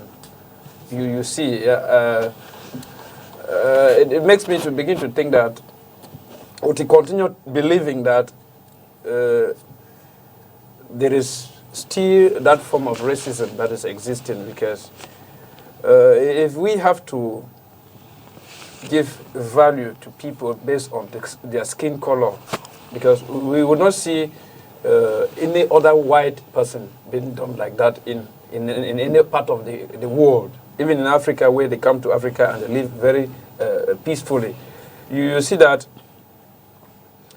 it makes us to begin to think that we Africans should begin to develop a system of governance that would permit each and every one citizen to harness his potentials in the continent without going out. Because I don't think that for an African that goes outside to fend for a living, the only thing that could be done to such an African is to parade the African in the street barking like a dog, and the police in that country wasn't around to see that that is a barbaric, inhuman form of treatment given to a human being, no matter the money the person was looking for. Yes. The police had to be there. The person parading the street with that person barking like a dog would have been dumped in any of those prisons. And they communicate. Because I don't think that if it is in Dubai, that done, whether it is to a white man even, or it is done to a red Indian, and the government pictures or captures the images, the person, the perpetrator of such an act would have to be brought to book. Okay. So honestly speaking, it doesn't really sound normal for the civilized world today that any human being can inflict such a disgrace to any person because he wants to show his degree of affluence and then tell the other person that is living in abject poverty. But then we are living in a world, like Ayum said, where there is moral decadence, We live in a world where cynicism has reached its apex, where you find that evil practices, sex and all the likes, are practiced in all the social domains of life. If you look at in the public sector, take the case of Cameroon, which is my country, you find that for you to gain promotion, we've got professors, I don't want to call their name, there's a professor that was sacked because he said he knows that he can never, I'm taking the case of, you want me to call his name? No. I want to call his name. He said he cannot be given promotion because if this person is at this place, he will never have promotion. Because there are evil practices that are being done. You have lesbianism, you have homosexuality, sexuality and all the like. To a human being of his caliber that has his mental faculties intact, he would not allow himself to go through such things because he wants to ascend to power. And then when you look at the way people lavish money nowadays, ill-gotten wealth, it's not only in Cameroon, it's happening in most parts of the African continent, or even in other places. You find that youngsters will be willing to go out and make money at all costs. Like I said, those images did not honor the human being that we are in any way. Oui, je veux dire sincèrement que j'ai peut-être pas été très surpris, mais j'ai été très choqué. J'ai été très choqué. Je n'ai même pas cherché à regarder les images. Tellement ni la vidéo, parce que j'imaginais que ça devait être horrible, n'est-ce pas? Mais les commentaires que j'ai eu, qui me sont parvenus, n'est-ce pas, m'ont véritablement mis hors de moi. Ces commentaires m'ont mis hors de moi et j'ai compris combien de fois, non seulement d'abord le groupe humain que nous représentons, nous autres, les Africains, les Noirs, n'est-ce pas? J'ai vu combien de fois nous sommes vraiment maltraités, nous sommes déshumanisés, parce qu'il faut le voir ici. Il ne faut pas seulement considérer que c'est un fait qui est posé sur peut-être des jeunes dames, mais c'est tout le groupe humain que nous représentons qui est ainsi insulté, qui est ainsi déshumanisé. Donc c'est ainsi que j'ai pris cela. Et je pense que nous avons encore, en tant qu'Africains, beaucoup de travail à faire. Beaucoup de travail pour restaurer, n'est-ce pas, notre dignité. Beaucoup de travail pour nous faire respecter dans le monde entier. Beaucoup de travail pour élever nos nations, n'est-ce pas, à un stade où les autres nations dans le monde, n'est-ce pas, ne pourront pas avoir le culot de traiter nos concitoyens de cette manière-là. Donc c'est comme ça, de façon globale, que moi je prends d'abord la chose, avant maintenant d'arriver, n'est-ce pas, dans le jugement que je porte sur ceux qui ont de telles pratiques. Il faut dire que sur le plan d'abord des droits de l'homme, je pense que c'est condamnable, n'est-ce pas? Condamnable que des individus puissent, n'est-ce pas, poser de tels actes sur d'autres êtres humains. Et je pense que ça doit être répréhensible même dans leur pays. Je ne sais pas pourquoi dans ce pays-là, les gouvernements, ce sont les pays qui présentent, n'est-ce pas, des images de nations très religieuses. Ce sont des pays musulmans. Il faut qu'ils aient les preuves de ces choses, c'est ça aussi. Ce sont les pays musulmans. Non, mais la dérive n'a rien à voir avec la religion. Oui, mais on s'est dit que de façon globale, ce sont des sociétés... Chaque société a cet art. Oui, mais de façon globale, ce sont des sociétés qui revendiquent un certain nombre de valeurs religieuses. N'est-ce pas? Ce sont des gens que... Tous ceux qui... Oui, mais je veux dire qu'on n'a pas besoin... A-t-on besoin vraiment de faire le lien entre chaque société a ses dérives? Je voudrais dire que d'abord, le gouvernement des Émirats arabes unis, n'est-ce pas, devrait se saisir déjà de ces affaires-là. Et même le gouvernement camerounais, on nous dit qu'il y a près de 49 de concitoyens qui semblent être impliqués dans cela. J'ai vu, on parle des artistes, on parle des miss, on parle des influenceuses, il y a des noms qui circulent. Vous voyez, ça veut dire que même au niveau des ambassades, de l'ambassade du Cameroun, on devrait se saisir de cette affaire et dénoncer cela et condamner cela. Donc, et malheureusement, bon, maintenant, quand on revient au niveau des individuels, on doit interpeller la jeunesse, que ce soit la jeunesse féminine ou bien la jeunesse masculine. Les modèles aujourd'hui, quels sont les modèles? Moi, je vois aujourd'hui dans toute la ville ou bien dans tout le pays, il y a des affiches d'une boisson d'une boisson, non, je ne veux pas citer, il faut se rassurer, n'est-ce pas, où on voit une jeune dame, n'est-ce pas, qui est brandie, il semble qu'elle serait une influenceuse, n'est-ce pas? Et c'est cette jeune dame-là qui est aujourd'hui, qui est prise comme modèle par toute la jeunesse féminine. Mais c'est regrettable, c'est condamnable.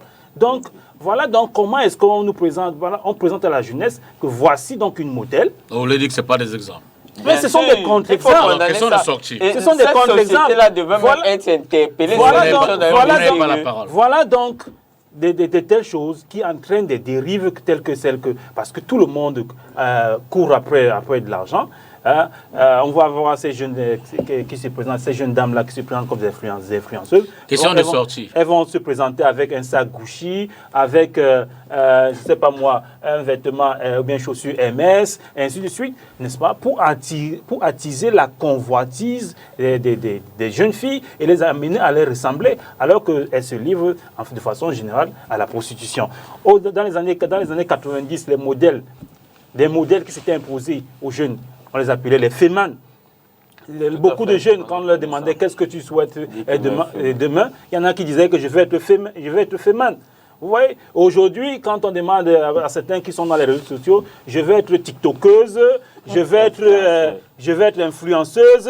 Voilà les nouveaux métiers qui sont à la une aujourd'hui au Cameroun. C'est vraiment regrettable. Je commence par vous en sortir. Peut-on encadrer, je ne vais pas dire légiférer, parce que je ne sais pas jusqu'à quel niveau de responsabilité les pouvoirs publics ou alors les députés sont à indexer. Mais peut-on encadrer ces dérives-là? Je veux dire que tout au moins nous ici, en tant qu'État, en tant que pays, comment est-ce qu'on peut remettre ceux-là qui sont déjà dans la dérive sur le droit chemin et empêcher que ceux qui veulent y aller ne le fassent? Je commence avec vous. Oui, on peut véritablement encadrer cela. Comment? On peut véritablement agir afin que les choses ne se passent pas de la sorte. D'abord, il faut redonner à l'enseignant toute sa place. Et c'est là le commencement. Il faut que l'enseignant devienne... Donc, question d'éducation. En fait. L'éducation. Il faut que l'enseignant redevienne un modèle. Quand l'enseignant n'est pas un modèle, n'est-ce pas, et que l'enseignant n'est pas respecté, on se met donc à créer d'autres modèles, et comme c'est le cas actuellement, et on vit véritablement vers les dérives. Et aussi, il faut que, véritablement, lorsque quelqu'un affiche, n'est-ce pas, une richesse, il faut qu'on lui demande quelles sont ses sources de revenus. Une jeune dame ne peut pas dire qu'elle gagne 14 millions de francs CFA par mois, sans qu'on ne se demande, mais madame, vos revenus là, vous les tirez de quoi? Et quels sont les impôts que vous déclarez si vous prétendez avoir 14 millions de francs CFA par mois? Oui, donc tant que les choses ne sont pas faites sur le plan légal, de façon à ce que les gens respectent la loi, les gens aient des revenus qui sont justes, des revenus qui sont connus. Il ne faut pas que quelqu'un vende de la drogue. On le voit, et le jour où il se présente comme le plus grand, le plus riche de la ville, alors que dans la nuit, c'est un dealer de drogue. Le jour, on doit lui demander, effectivement, on vous voit dormir tout le jour. Dites-nous quels sont vos revenus. Ça part donc aussi de l'application de l'article 66 de la Constitution. Ça veut dire que depuis le sommet, n'est-ce pas, on doit déclarer les Sylvanus, et on doit les respecter. Comment encadrer ces phénomènes pour les limiter davantage ou les éradiquer définitivement? Like he said, I think the very first thing we have to do is to ensure the quality of education that is dispatched in our schools. And like it's done, I wouldn't want to say I want to prejudice a system of education. If you look at the Anglo-Saxon system of education, you find that religion is one of the subjects that is taught in school. But now, when you want to talk of religion, he said the counties where this thing are carried out there, they are religious countries notorious for religion.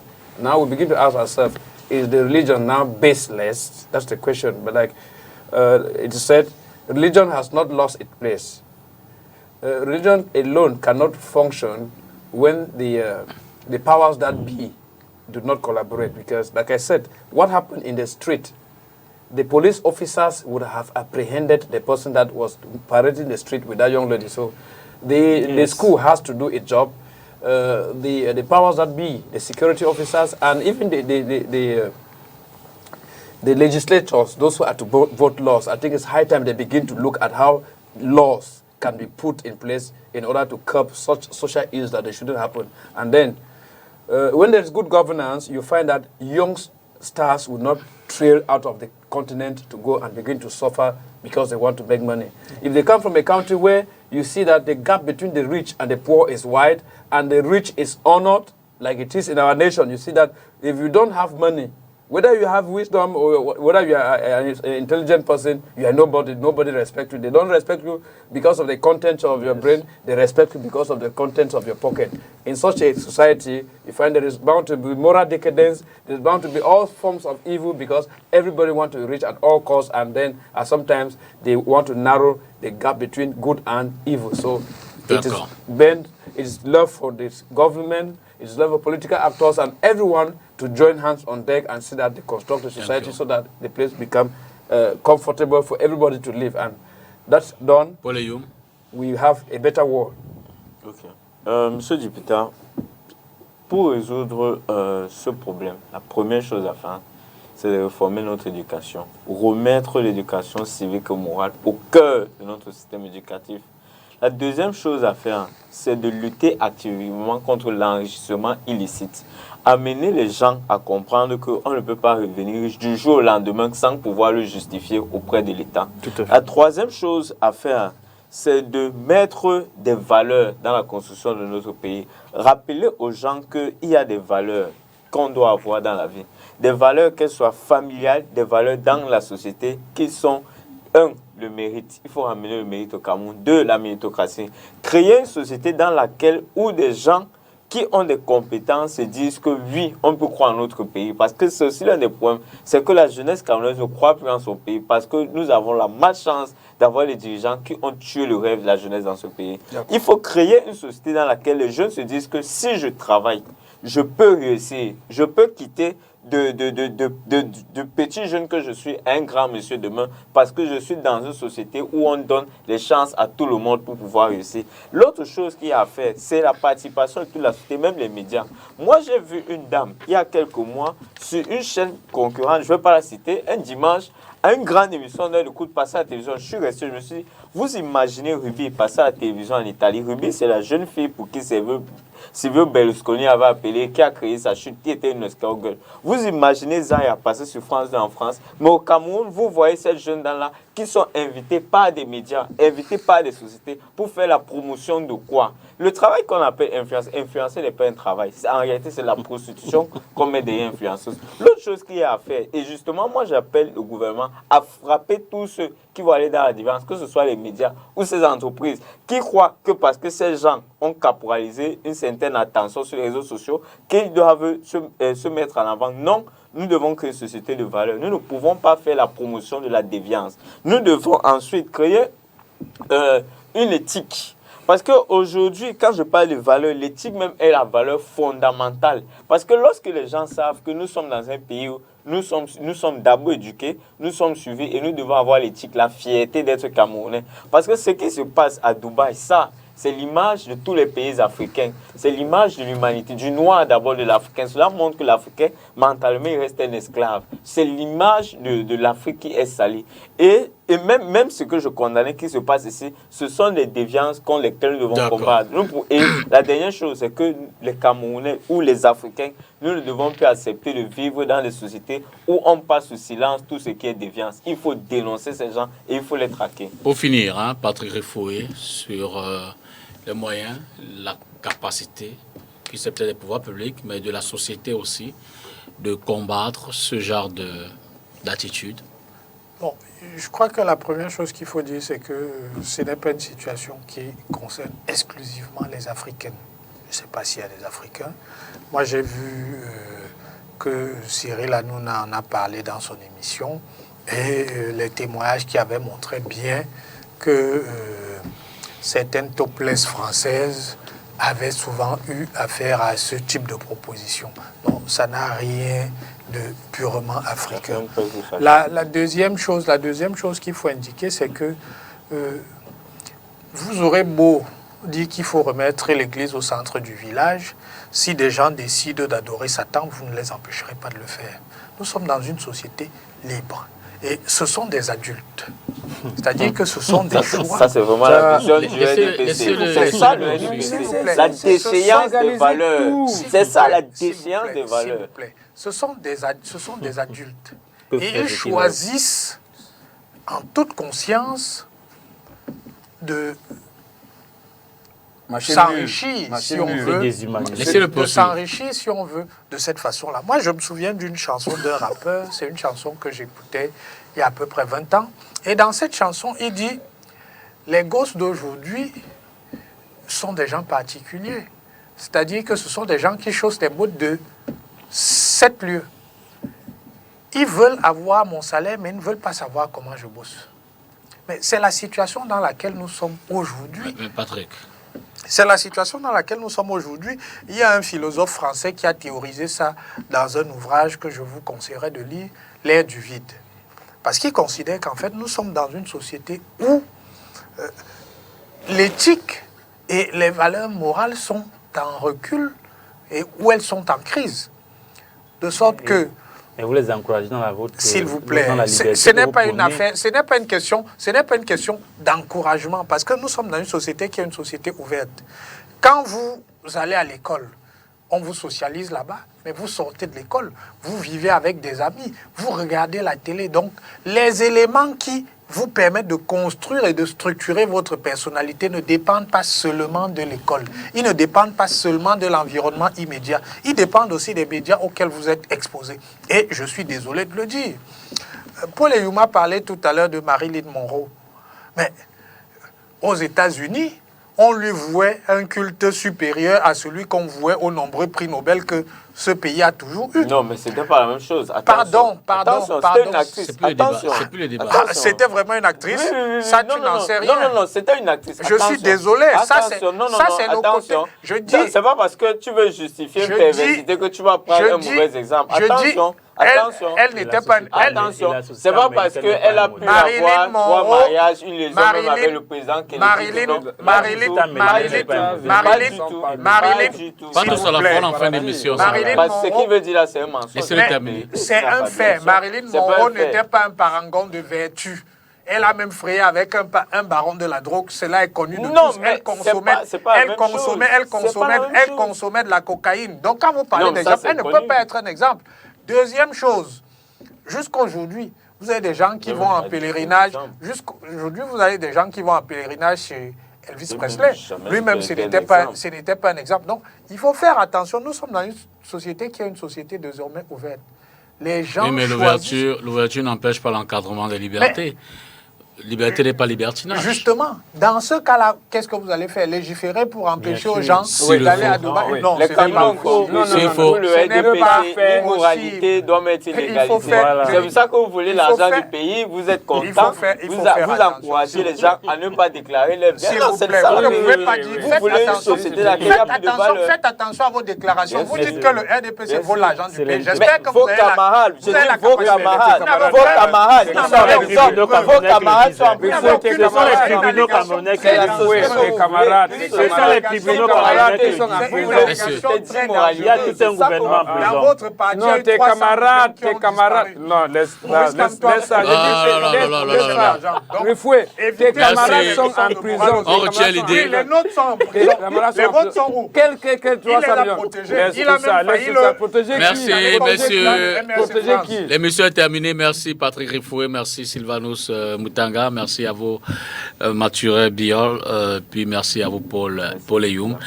Merci grandement à Grâce Deka qui était là en début d'émission pour nous dire l'ambiance et l'environnement dans lequel il prépare son grand événement du 13 mai prochain. Merci à vous à la maison d'avoir regardé cette autre émission de Cartes sur table. Bonsoir.